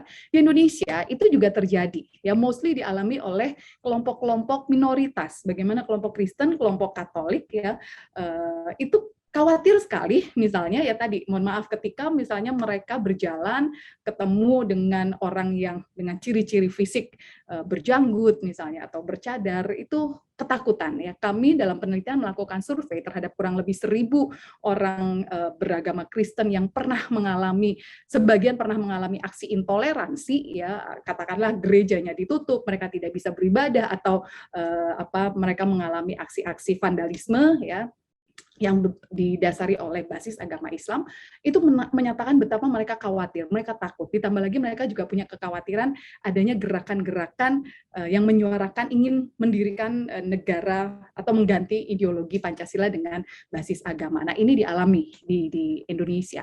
Kemudian 5 negara itu mengalami yang namanya kebencian dan sentimen anti-Islam. Ya, terutama paling kuat itu melalui media-media sosial ya. Hate speech itu muncul, bagaimana umat Islam dipojokkan. Yang menarik adalah ketika kami melakukan penelitian, ada mantan napiter ya, napi teroris, dan mantan FTF, foreign terrorist fighter, yang baru kembali dari Suriah ke Indonesia gitu ya.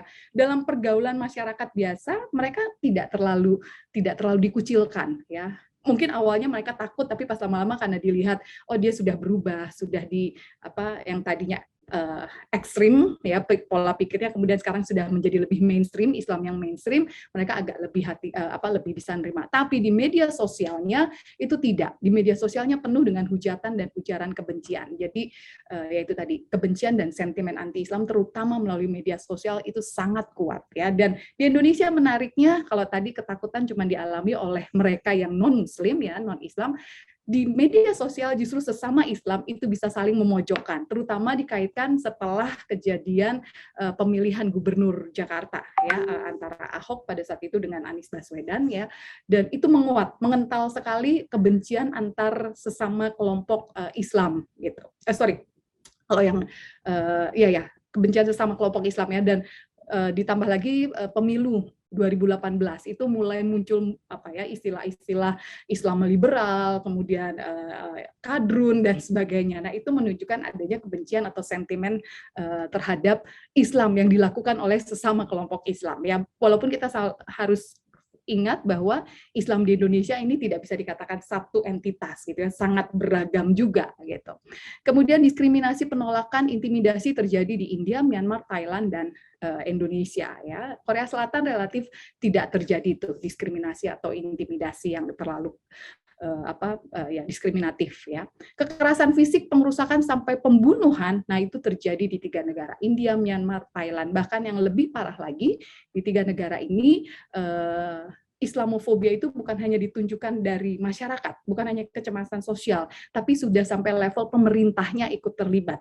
Bagaimana misalnya pemerintah India dan pemerintah Myanmar membiarkan terjadinya pembunuhan atau pengusiran kelompok umat beragama Islam gitu. Bahkan di Thailand ada undang-undang emergency, undang-undang darurat yang mengizinkan tentara itu memang hanya mengawasi daerah di Thailand Selatan ya, daerah Patani dan Gala, dan ada 2 lagi, ada 3 atau 4 provinsi di Thailand Selatan yang diawasi. Bahkan pemerintah Thailand itu mengizinkan para biksu di sana untuk menjadi paramiliter, ya, menjadi para tentara yang bukan tentara tapi dilatih seperti tentara untuk ikut mengamankan in case misalnya di daerah itu terjadi konflik yang didasarkan oleh perbedaan tadi Islam dan Buddha ya, sehingga muncullah kekerasan-kekerasan fisik terhadap umat Islam yang dilakukan oleh para biksu, dan itu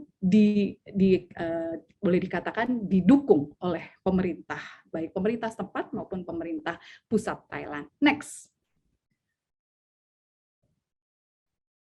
Nah, dari sini kita lihat tentunya dampak Islamofobia terhadap keamanan manusia, ya, terhadap human security, terjadi intimidasi baik yang dilakukan melalui sosial media maupun dalam masyarakat, dalam pergaulan gitu ya, itu tentu saja mengganggu ya kesehatan mental, ya, merasa dimarginalkan, merasa dibedakan, ya, itu tentu menimbulkan rasa terancam dari kelompok umat Islam dan keluarga mereka. Yang lebih menyedihkan lagi, di Myanmar misalnya ya 700.000 warga Rohingya itu kehilangan tempat tinggal dan mereka harus mengungsi. Ada yang mengungsi ke Bangladesh, ada yang bahkan sampai masuk ke Indonesia dan Malaysia gitu ya. Tiap tahun tuh kita bertambah berapa ratus orang itu masuk ke daerah Aceh gitu, dan itu harus di manage oleh UNHCR ya.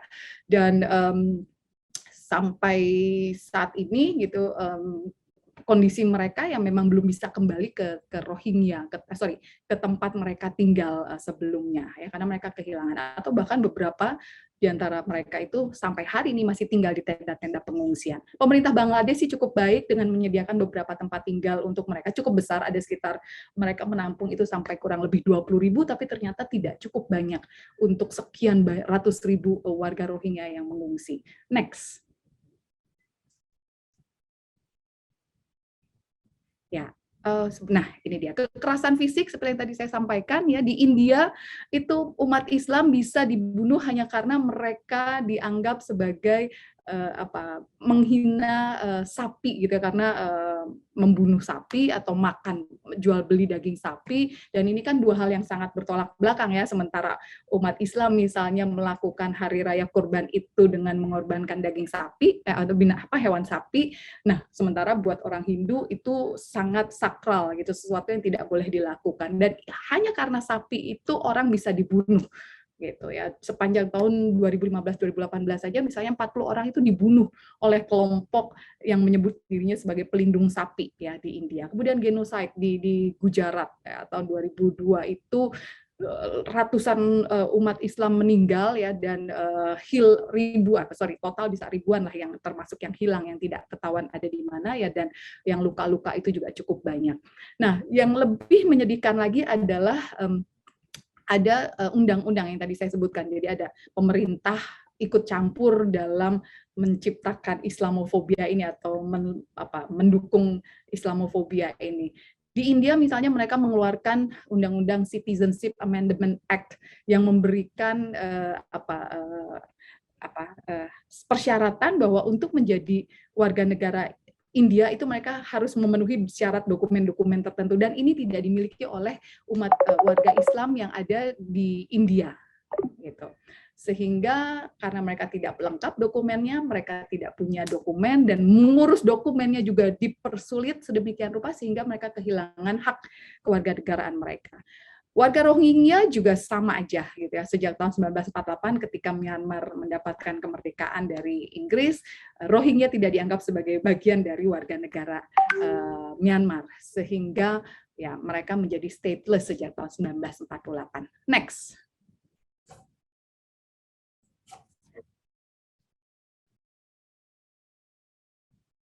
Next, belum kelihatan.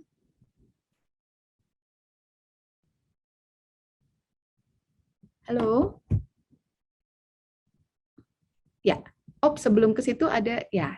Nah, dampak Islamofobia terhadap keamanan kawasan tentu saja terjadi instabilitas kawasan gitu ya, karena gerakan separatisme di Patani di Thailand Selatan tadi ternyata didukung oleh pemerintah Malaysia, karena memang umat Islam, Melayu Islam yang tinggal di Thailand Selatan ini memang banyak berasal dari Malaysia, sehingga sedikit banyak ada dukungan dari kelompok-kelompok atau warga masyarakat Malaysia yang tinggal di daerah perbatasan, dan ini menimbulkan ketegangan antara pemerintah Thailand dan Malaysia ya, walaupun belakangan sudah agak lebih cair karena banyak kesepakatan-kesepakatan yang dibuat oleh Thailand dan Malaysia.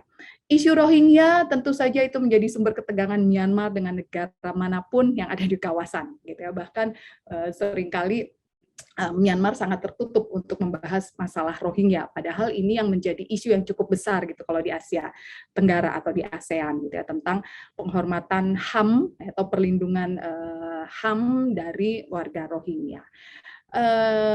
Belakangan juga separatisme terutama di Thailand ini mulai ditunggangi oleh kelompok-kelompok yang berafiliasi dengan ISIS gitu ya. Jadi ISIS memanfaatkan kelompok-kelompok separatis di Thailand yang beragama Islam untuk melakukan aksi-aksi teror ya, baik di Thailand atau bahkan menyebar ke Asia Tenggara ya, ke wilayah-wilayah lainnya di luar Thailand termasuk Indonesia, Filipina gitu ya.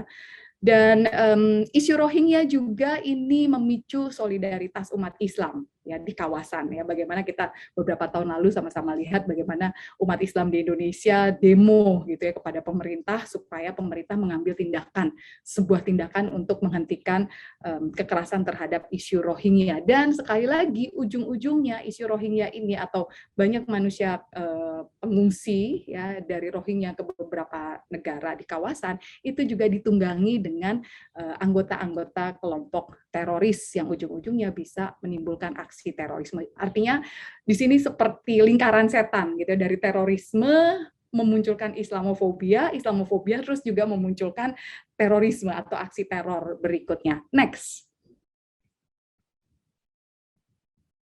Ya, next. Ini kayaknya slide terakhir tentang rekomendasi untuk ASEAN. Tentu saja ASEAN dalam hal ini diharapkan melakukan pendekatan dan dialog khusus dengan negara-negara anggota, dalam hal ini misalnya Myanmar, Thailand, dan Filipina juga ada sedikit kasus Islamofobia, dan negara mitranya, India dan Korea Selatan itu masuk dalam ASEAN Plus 6, ya, sehingga harus dibahas nih bagaimana mengatasi masalah kemanusiaan atau krisis kemanusiaan dengan latar belakang Islamofobia ini.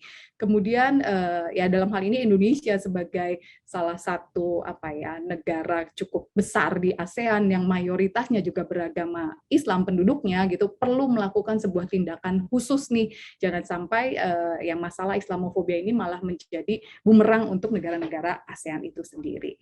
Kemudian ASEAN juga harus memastikan pelaksanaan Piagam ASEAN, deklarasi HAM ASEAN itu dengan baik ya, tentu saja dengan memperhatikan prinsip-prinsip demokrasi, penegakan hukum, penghormatan HAM gitu ya, dan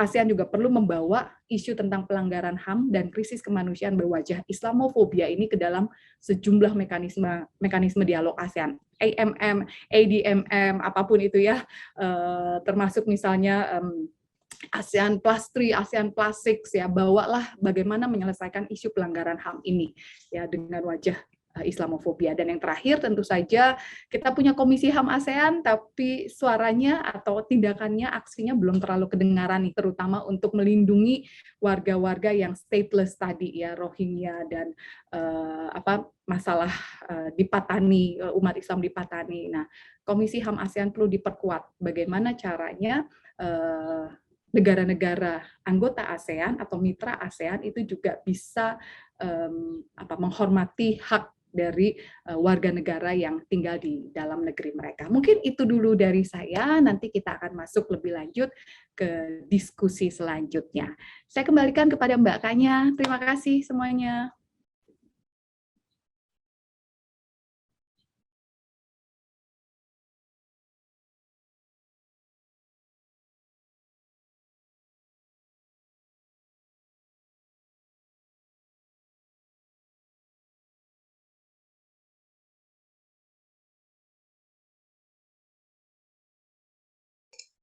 Baik, terima kasih kepada Kak Angel atas pemaparan materinya yang sangat membuka pemikiran yang baru ya. Kemudian akan kita buka sesi diskusi di siang hari ini buat bagi rekan-rekan yang ingin memiliki pertanyaan, silakan bisa langsung diketik di kolom chat atau bisa langsung mengaktifkan mikrofon dan kamera dan menyampaikan pertanyaannya. Dan di sini sudah ada beberapa pertanyaan. Yang pertama dari pertanyaan kepada Farhan, untuk Mas Farhan, terkait dengan traditional fishing ground. TFG ini berbeda dengan traditional fishing right kan? Seingat saya yang diakui itu konsep dari TFR. Dan kalau TFR itu diakui keberadaannya antara negara-negara bertetangga seperti antara Malaysia, Indonesia, atau seperti antara Indonesia Filipina. Berdasarkan hasil riset Mas Farhan, apakah TFG itu dikenal dalam UNCLOS? Begitu, silahkan Mas Farhan mungkin. Oke, terima kasih untuk siapa pengaju pertanyaan tadi? Dari Bayu siapa ya? Bayu Bayu Vita ya. Ya. Iya. Oke, pertama untuk yang diakui dalam hukum internasional benar. Jadi mudahnya itu kalau traditional fishing, TFG, traditional fishing ground, itu groundnya apa? Tempatnya dalam artian ruang spasialnya, sementara rights itu hak untuk mengambil ikannya. Yang diakui oleh UNCLOS itu benar oleh Mas Bayu itu traditional fishing rights. Nah, di traditional fishing rights ini bedanya adalah traditional fishing rights ditetapkan secara bilateral, bukan secara multilateral. Dan contohnya Mas Bayu tadi itu udah tepat, Indonesia dengan Malaysia, Indonesia dengan Filipina, dan itu penetapan yang secara bilateral. Jadi misalkan nelayan Indonesia yang ada di mungkin yang nangkap ikan di beririsan dengan Malaysia itu diperbolehkan dengan batasan-batasan yang mengikuti aturan dari Malaysia. Begitu juga sebaliknya. Nah, kenapa sih ada traditional fishing rights ini? Nah, traditional fishing rights ini ada karena di laut itu bukan darat gitu. Kalau di darat kan jelas ya, ada ya rumahmu sama rumah orang kepisah pagar atau kepisah dinding gitu. Di laut tuh nggak ada. Jadi nggak jelas apalagi untuk para nelayan yang nggak punya pengetahuan gitu, kayak nggak tahu dia posisinya di radar itu berapa derajat seperti itu. Nah, ini bermasalah dengan Tiongkok karena Tiongkok itu bukan menggunakan cara-cara bilateral untuk mempush traditional fishing rights-nya. Mereka mengklaim bahwa oh ya itu traditional fishing rights gitu, padahal itu nggak ada perjanjiannya dengan kita, dengan Malaysia, dengan Filipina, atau dengan Vietnam, dan juga dengan Brunei Darussalam seperti itu. Jadi masalahnya di situ kalau untuk traditional fishing rights. Dan Indonesia sendiri yang menganggap tidak mengakui ya klaim Tiongkok di Laut Cina Selatan karena memang traditional fishing rights harusnya ada konsesi bilateralnya, bukan multilateral ataupun unilateral. Seperti itu sih untuk jawaban yang traditional fishing ground dan traditional fishing rights. Makasih.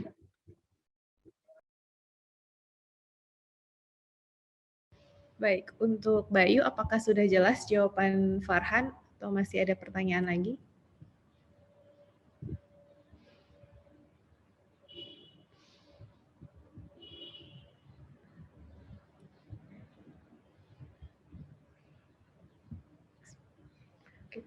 Sepertinya sudah jelas ya kalau seperti ini. Oke, untuk pertanyaan selanjutnya ada dari Cindy dari HI UKI. Cindy menanyakan jika memang kapal sipil dari Tiongkok yang masuk ke perbatasan yang tidak seharusnya di kawasan LCS, melihat kepada salah satu kasus kemaritiman di daerah Selat Malaka antara Malaysia dan Indonesia. Pada saat itu diduga kapal Malaysia mengambil sumber daya alam di laut yang sudah masuk ke dalam ZEE Indonesia. Kemudian langsung ditindaklanjuti oleh pihak Indonesia tanpa melibatkan pihak militer berupa penggiringan kapal ikan Malaysia ke pelabuhan Indonesia untuk ditindaklanjuti. Namun dari pihak Malaysia mengklaim juga bahwa kapal mereka masih ada di wilayah yang masih masuk dalam kepemilikan Malaysia. Sengketa ini dilaksanakan perundingan baru secara resmi mengenai batas-batas perairan antara kedua negara. Nah, lalu kenapa negara-negara ASEAN merasa dirugikan dengan mengapa negara-negara ASEAN yang merasa dirugikan dengan adanya Nine Dash Line yang diklaim oleh Tiongkok secara sepihak ini tidak bertindak yang sama kurang lebih terhadap kasus Malaysia dengan Indonesia? Mau dijawab sekarang atau butuh waktu untuk? Enggak, jawab sekarang aja. Sekarang aja, oke. Oke. Pertama-tama, gimana cara jelasin ya? Perundingan internasional tuh kayak bagi-bagi pizza gitu. Ada 8 slice pizza akan lebih mudah kalau baginya cuma 2 orang. Mungkin analoginya kayak gitu. Bayangin kalau misalkan Tiongkok bernegosiasi dengan semua negara ASEAN, itu pizza yang ada 8 dibagi ke 11 negara. Dan itu yang membuat kompleksitasnya tambah sulit. Itu jadi kalau dikaitkan dengan Selat Malaka itu kan hanya Indonesia dengan Malaysia. Dan konsesi bilateralnya hanya 2 negara, sehingga kompleksitasnya tidak serumit itu. Sementara kalau Nine Dash Line itu kompleksitasnya kurang lebih 11 sampai 12 negara. Dan itu mempersulit negosiasi memang, karena jadi kan ibaratnya 10 negara ASEAN plus China sama mungkin Taiwan, tapi Taiwan memang belum pernah diikutkan dalam diskusi, jadi 11. Nah, masalahnya di antara 10 yang ASEAN aja itu belum sepakat. Yang negara-negara maritim seperti Indonesia, Malaysia, Singapura, Filipina, Vietnam, Brunei itu cenderung sepakat, tapi kita punya masalah dengan negara-negara yang justru bukan negara maritim dan nggak punya laut. Laos, Myanmar, Kamboja, itu mereka seringkali menghambat konsensus ASEAN karena mereka mendapatkan sebuah bantuan ekonomi dari Tiongkok gitu, kayak misalkan Kamboja dibangunin jalan tol, dibangunin stadion seperti itu. Nah, itu yang bisa saya jelaskan dan analogikan sih. Jadi membagi pizza untuk 2 orang lebih mudah dibanding bagi pizza untuk 11 orang. Jadi itu sih kalau dari saya. Untuk Cindy, apakah sudah jelas?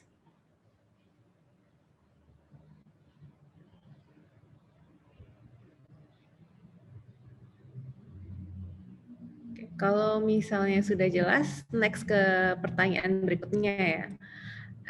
Ini sebenarnya ada pertanyaan atau mungkin masukan untuk Mbak Angel dari Bu Susi. Bagaimana kalau misalnya universitas-universitas yang beraneka ragam mencoba menginisiasi pendekatan ke kelompok agama terorganisasi untuk secara bersama menyebarkan pemahaman soal kewajiban warga negara yang baik dan berbudaya? Bagaimana Mbak Angel, menurut Mbak Angel, apakah hal ini dapat dilakukan?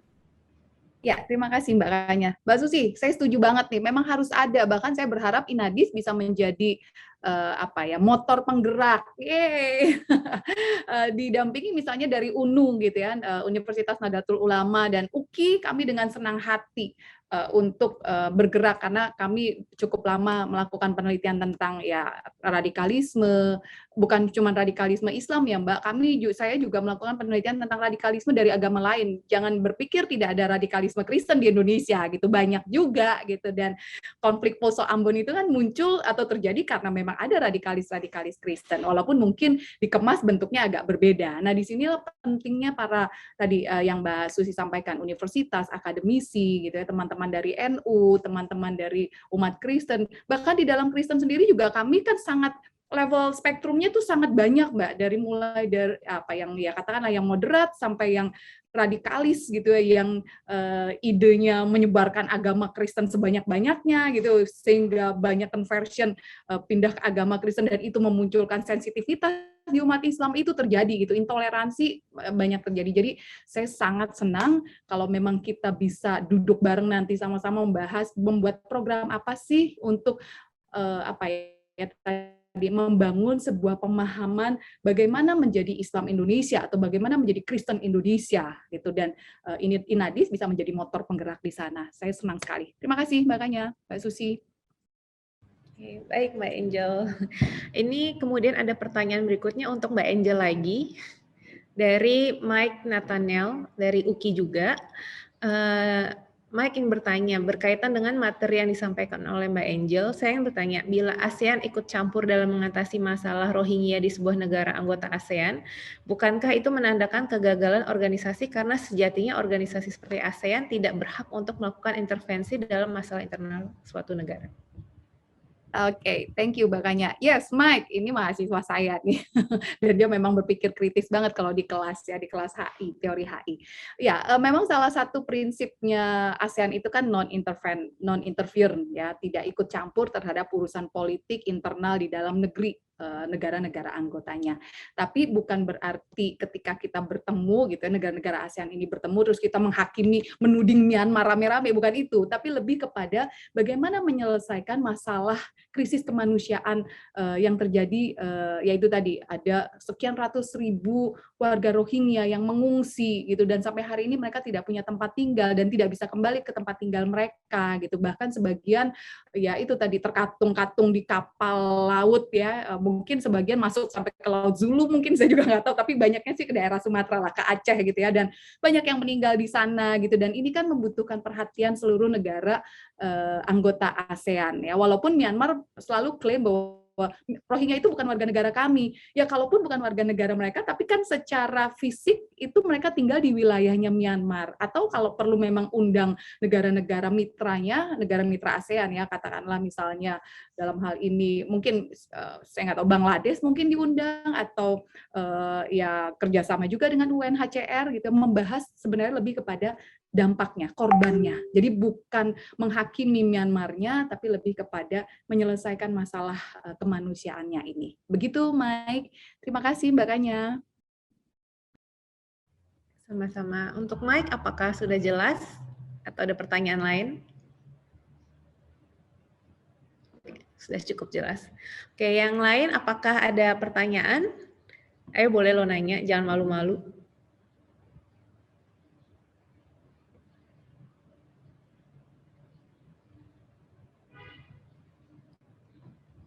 Oke, ini ada pertanyaan satu lagi untuk Mbak Angel lagi, berkenaan dengan Islamofobia. Ini pertanyaannya dari Rizky Maulana. Apakah framing media yang selalu memunculkan negativitas terhadap pemikiran Islam dan umat Islam melalui afiliasinya dengan ekstremisme dan terorisme menjadi sebuah faktor yang sulit untuk ditangani dalam upaya menanggulangi Islamofobia dewasa ini? Dan bagaimana solusi mengatasi maraknya framing media ini?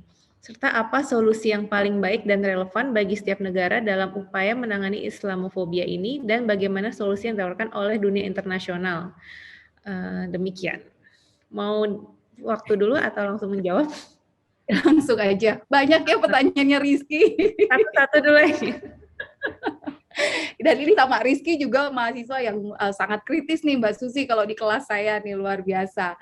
Ya, Rizky, bicara tentang media, memang yang lebih banyak framing buruk atau memframing Islam sebagai sesuatu yang buruk itu kan sebenarnya media barat gitu ya. Nah, disinilah pentingnya media-media Islam atau media yang katakanlah either dikelola oleh perusahaan-perusahaan media, atau katakanlah kayak BNPT misalnya, BNPT itu punya juga tuh media damai gitu ya, untuk mengcounter pemberitaan-pemberitaan buruk. Tapi kita juga jangan salah bahwa kelompok-kelompok radikal, kelompok teroris itu juga memanfaatkan media gitu. Jadi harus banyak nih countering media ini di sini gitu. Artinya satu sisi kita mengcounter media yang framing buruk tentang Islam, satu sisi juga kita harus mengcounter media yang banyak menyebarkan ideologi-ideologi radikal gitu ya. Nah, di sini pentingnya kita yaitu tadi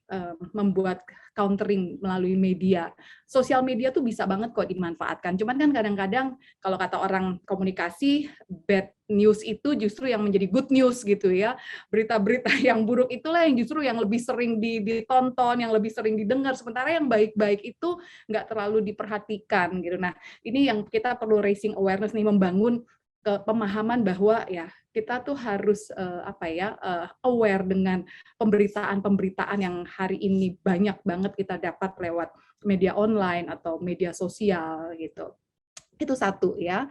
Kemudian pertanyaan kedua apa? Solusi mengatasi maraknya framing media ini. Nah, ini yang agak sulit ya. Kita kan tidak bisa membatasi media manapun masuk ke Indonesia ya. Contohlah kalau kita nonton di televisi saja ya, atau media YouTube saja, itu kan media dari CNN, dari BBC, dari macam-macam lah. Itu kan bisa kita tonton kapanpun dan dimanapun gitu. Dan informasi-informasi yang mereka sebarluaskan tentang aksi-aksi terorisme juga nggak bisa kita tahan sedemikian rupa, karena gini, kelompok terorisnya sendiri itu memang mengharapkan adanya media yang memblow up berita tentang aksi mereka gitu, sehingga ini jadi apa ya, menjadi satu sisi si kelompok teroris memang senang di blow up melalui media aksi-aksi kekerasan yang dilakukan oleh mereka dengan sebuah message ya, tujuannya kan supaya menunjukkan bahwa hai kami eksis dan kami mau menunjukkan adanya perlawanan terhadap apapun lah, misalnya sistem global kah, sistem demokrasi atau Amerika atau negara barat atau dan seterusnya gitu ya. Itu memang harapannya kelompok teroris.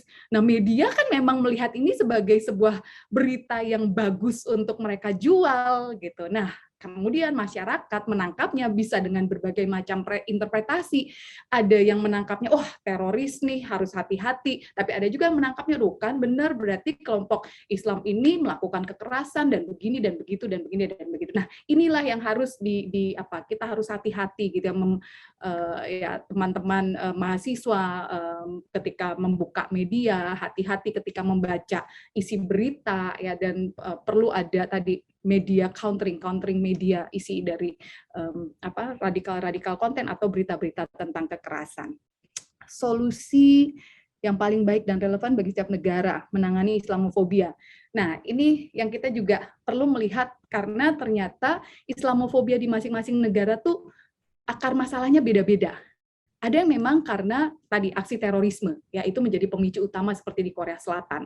Ya, tapi di beberapa negara seperti India, Myanmar, Thailand, termasuk Indonesia misalnya, ternyata kekhawatiran atau kecemasan terhadap Islam itu sudah jauh terjadi lebih lama, gitu, bukan karena aksi terorisme, tapi memang sudah ada konflik antar agama di dalam negerinya. Islam dengan Hindu di India, Islam dengan Buddha di Myanmar dan Thailand, terus di Indonesia juga ada kekuatan-kekuatan Islam yang tadi mau mengganti ideologi. Nah, hal-hal seperti ini yang perlu kita lihat case by case gitu. Tapi yang perlu dilakukan ASEAN itu satu sebenarnya, bagaimana menghindari atau mencegah krisis kemanusiaan yang semakin banyak akibat Islamofobianya. Gitu. Dan saya nggak tahu apakah ASEAN ke depannya akan mengangkat isu Islamofobia ini menjadi sebuah pokok permasalahan yang harus dibahas, ya itu akan menjadi lebih baik ya. Tapi yang paling aware tentang Islamofobia saat ini itu Thailand. Menariknya Indonesia yang mayoritas penduduknya beragama Islam itu justru tidak terlalu menyuarakan hal ini di ranah ASEAN atau di internasional gitu ya Mbak Sari ya. Yang bersuara tuh malah Thailand loh gitu. Nah, Indonesia malah kok diem aja padahal kita mayoritas penduduknya beragama Islam. Oke, kemudian yang terakhir, solusi yang ditawarkan oleh Indonesia dan mencegah pertumbuhan separatisme dan ekstremisme. Oke. Nah, karena kebetulan saya juga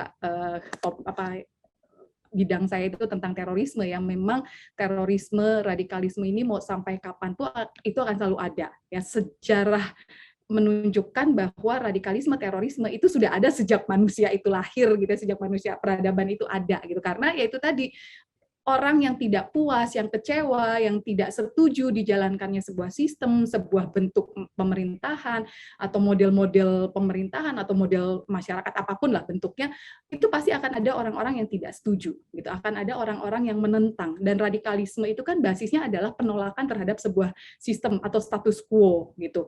Hanya saja seringkali, atau belakangan ini, 20 tahun terakhir ini, radikalisme itu dibungkus dengan agama. Dan alat yang paling ampuh untuk menggerakkan sentimen manusia adalah identitas agama. Gitu. Dan itu nggak cuma di Islam, di semua agama. Mau di agama Buddha, Hindu, Kristen, hampir di semua agama. Bahkan di Jepang itu juga ada gitu ya. Yang melakukan radikalisme atau melakukan kekerasan terhadap umat Islam di Thailand, buktinya adalah para rahib, gitu, orang-orang Buddha yang melakukan kekerasan terhadap orang Islam di Myanmar itu juga orang-orang Buddha, gitu, beragama Buddha. Di Amerika radikal Kristen juga banyak banget, gitu ya. Di Afrika radikal Islam dan radikal Kristen ketemu, gitu ya, saling beradu. Nah, artinya itu tadi. Sampai kapanpun memang akan selalu ada perbedaan persepsi, perbedaan pola pikir. Nah, yang perlu dicegah itu sebenarnya bagaimana caranya meminimalisir kekecewaan dan penyebaran ideologi-ideologi yang yang menolak, gitu, menolak tentang sistem yang saat ini sudah berjalan atau sistem yang sudah dibangun. Sebenarnya basisnya radikalisme kan itu ya, mereka ingin mengubah apa yang sudah ada. dan mereka kecewa misalnya dengan apa yang ada. Mungkin itu saja yang bisa saya sampaikan, karena ini banyak lagi nih kalau ngomongin terorisme, separatisme, radikalisme bisa panjang lagi. Terima kasih Mbak Kanya. Sama-sama. Mbak Angel kayaknya terkenal nih, ada satu pertanyaan lagi masuk. Kayaknya juga dari Vitus Emmanuel.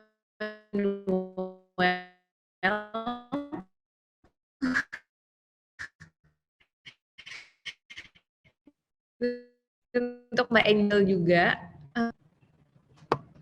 Oke. Ya, terima kasih Mbak Kanya. Iya nih, mungkin karena di UKI jarang tahu tentang Islamofobia gitu, atau mereka teman-teman mahasiswa ini justru sangat ingin belajar kenapa sampai muncul Islamofobia ya. Nah, ini pertanyaannya Vitus, bagaimana menghadapi Islamofobia supaya tidak mengorbankan umat.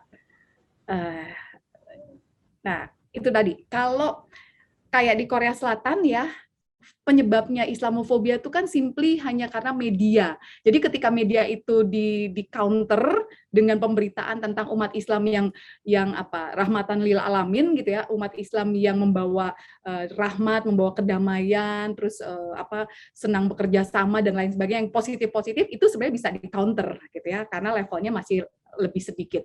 Tapi kalau yang kayak di India, Myanmar, Thailand, basisnya itu memang dari awal sudah ada konflik agama, sudah ada ketidakpuasan berbasiskan agama. Itu ditambah lagi faktor kolonialisme yang memang pilih kasih terhadap salah satu pihak, dan itu semakin memunculkan kebencian, kekecewaan, kemarahan, kekesalan gitu, dan itu kemudian memuncaklah menjadi sebuah aksi kekerasan. Nah, yang memang harus diputus adalah bagaimana menghentikan aksi kekerasannya ini gitu ya. Tentu pemerintah dalam hal ini harus bisa menjembatani. Kalau misalnya kasusnya adalah tadi konflik agama, berarti pemerintah seperti yang tadi Mbak Susi bilang, ini harus banyak nih aktivitas yang bisa menghapuskan gap antara kelompok-kelompok agama yang berbeda gitu ya. Bagaimana menyatukan pemikiran Hindu dan Islam di India gitu. Bagaimana jangan sampai hanya gara-gara sapi bunuh-bunuhan terjadi gitu. Sama halnya di Indonesia juga kan gitu ya, konflik antara karena misalnya conversion terjadi, itu kemudian memunculkan tension, ketegangan. Ya, selama tidak ada bunuh-bunuhan, mungkin masih tidak dianggap terlalu bahaya ya. Tapi kan dalam kasus-kasus tertentu itu bisa menjadi sebuah kekerasan. Nah, di situ pemerintah harus lebih banyak melakukan tadi aktivitas yang menghilangkan gap antar umat beragama. Nah, repotnya katakanlah ada interfaith dialogue yang Mbak Susi pasti sering dengar. Mbak Sari juga tahu, interfaith dialogue tuh banyak dilakukan antara umat Islam dan Kristen, tapi masalahnya yang datang yang memang sudah moderat, yang memang tidak akan berkonflik gitu kan. Yang perlu dirangkul itu kan justru yang Islam radikal dan Kristen radikal gitu. Ini ketemuin. Nah, disitulah dibangun sebuah persepsi tentang Islam itu maunya apa, Kristen itu maunya bagaimana, sehingga bisa ketemu menjadi yang tadi Mbak Susi harapkan. Satu bangsa yang plural, yang semuanya saling menghormati, tahu tentang hak dan kewajibannya sebagai warga negara. Mungkin itu Bapaknya. Terima kasih. Baik, terima kasih Mbak Angel untuk jawabannya, luar biasa ya ternyata topik tentang Islamofobia. Oke, untuk Vitus sudah jelas jawaban dari Mbak Angel.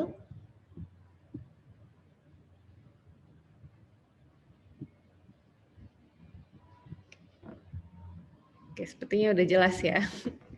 Oke, yang lain apakah masih ada pertanyaan?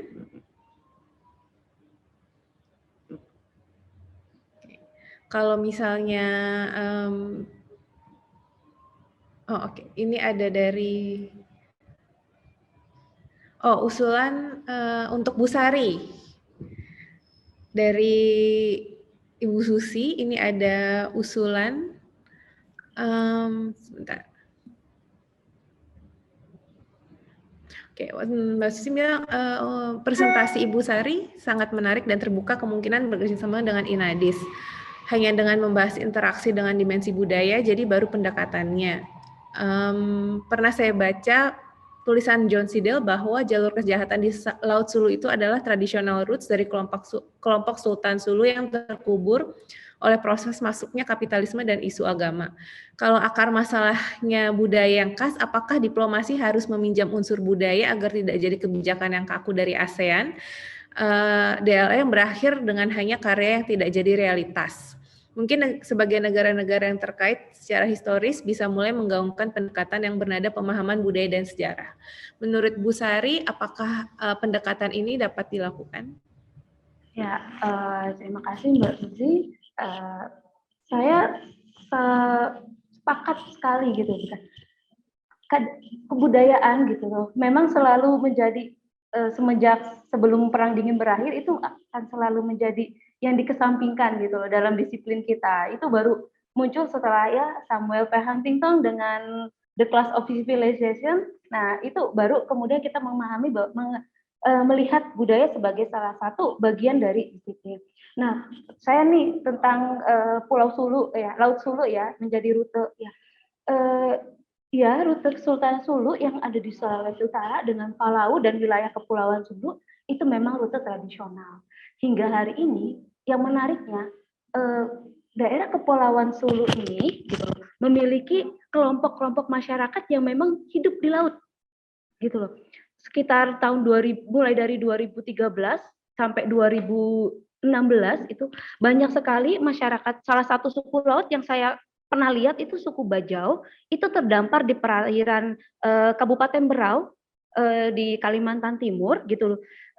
Mereka terdiri dari satu keluarga besar yang naik kapal tradisional. Kalau ditanya identitas jelas mereka nggak punya. Bahasa pun juga terkendala sebab mereka tidak pakai bahasa Indonesia. Mereka pakai bahasa Melayu, tapi bukan Melayu Malaysia, bukan Melayu Indonesia, dan tidak juga seperti Filipina. Mereka menyebut mereka, kami Bajau Laut dari Palau gitu loh. Setelah berkontak dengan orang Palau dari Kabupaten Dinas Sosial ya Kabupaten Berau pada saat itu, mereka juga tidak tahu keberadaan ini gitu loh. Tidak bisa terindeks dalam ternyata mereka sudah hidup turun temurun di perahu kecil-kecil itu, dan budaya yang mereka bawa pun juga hidup di perahu kecil gitu, tidur bersarung gitu loh, langsung makan langsung dari laut gitu, dan satu keluarga Batih gitu akan beranak pinak terus akan, nah itu banyak sekali ditemukan di perairan antara Kalimantan dan Sulawesi. Yang menetap mereka akan menjadi masyarakat menetap tradisional gitu loh, masyarakat kepulauan di gugusan di Kalimantan Timur ya, Maratua dan Derawan segalanya. Tapi yang tidak itu mereka bisa, beberapa dari mereka itu jadi korban dari perdagangan manusia gitu, perdagangan manusia, dan mereka memegang satu kepercayaan bahwa laut itu merupakan ibu mereka.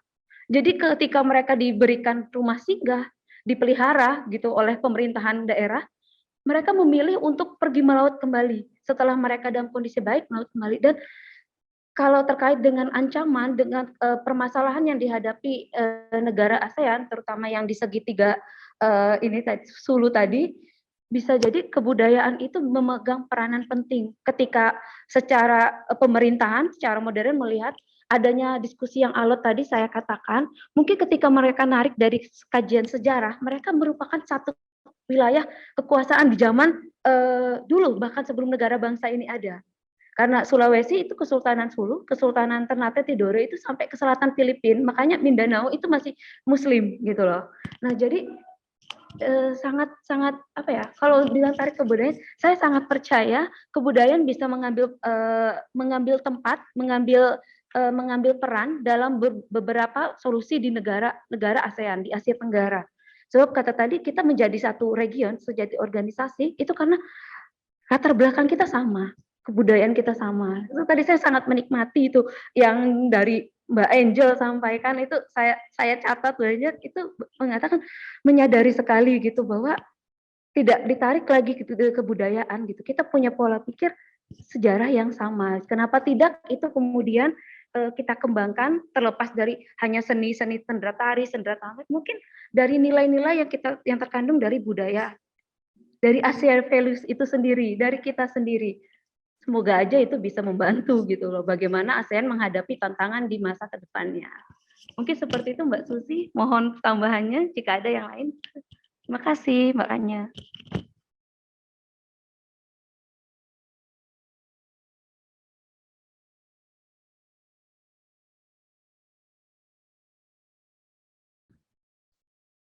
Jaringannya kayaknya Mbak Kanya lemot lagi tuh. Oh, udah. Oh. Ah. Ya. Maaf, wifi-nya emang agak bermasalah. Oke, menarik ya jawabannya dari Bu Sari gitu. Jadi ternyata faktor budaya itu bisa, pendekatan budaya itu dapat digunakan untuk memecahkan masalah yang dihadapi oleh ASEAN ya dalam kejahatan batas negara, lintas batas negara. Oke, selanjutnya apakah ada pertanyaan lagi?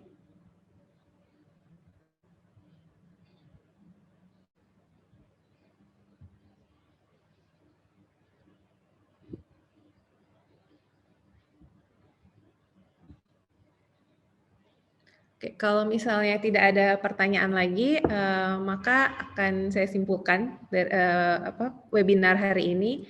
Menarik ya sebenarnya. Jadi ternyata kejahatan lintas batas negara itu ada banyak dan ada bisa dari perdagangan, kasus maritim, bahkan yang tadi Mbak Angel tentang Islamofobia itu ternyata juga termasuk ya dalam kejahatan lintas negara dan banyak mengundang pertanyaan juga ternyata.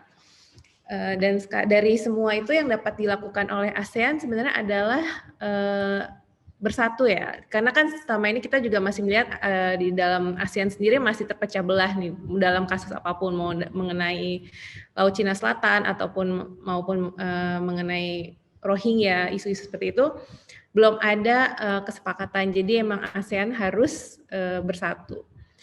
Oke, untuk selanjutnya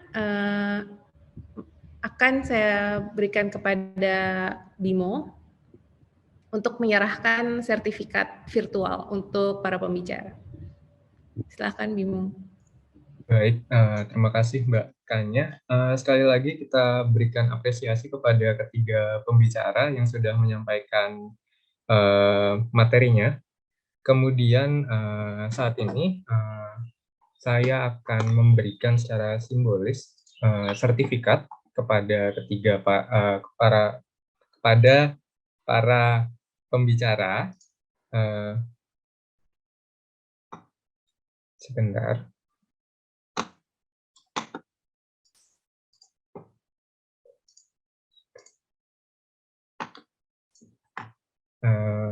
Ya, baik. Yang pertama untuk Mas Farhan Julianto, berikut sertifikat dari kami. Mohon dapat diterima dengan baik. Untuk rekan-rekan yang bisa minta tolong untuk di foto, di screenshot. Coba.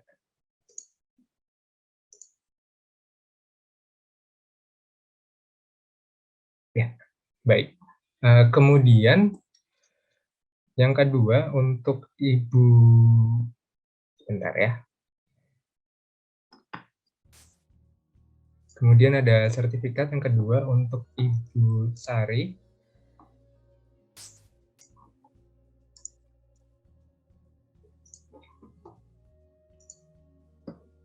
Terima kasih untuk Ibu Sari atas partisipasinya dalam webinar ini. Berikut sertifikatnya.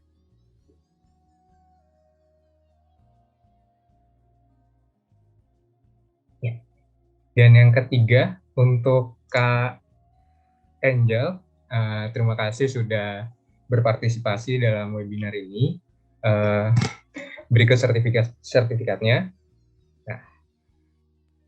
Ya, terima kasih Bimo, terima kasih. Terima kasih juga.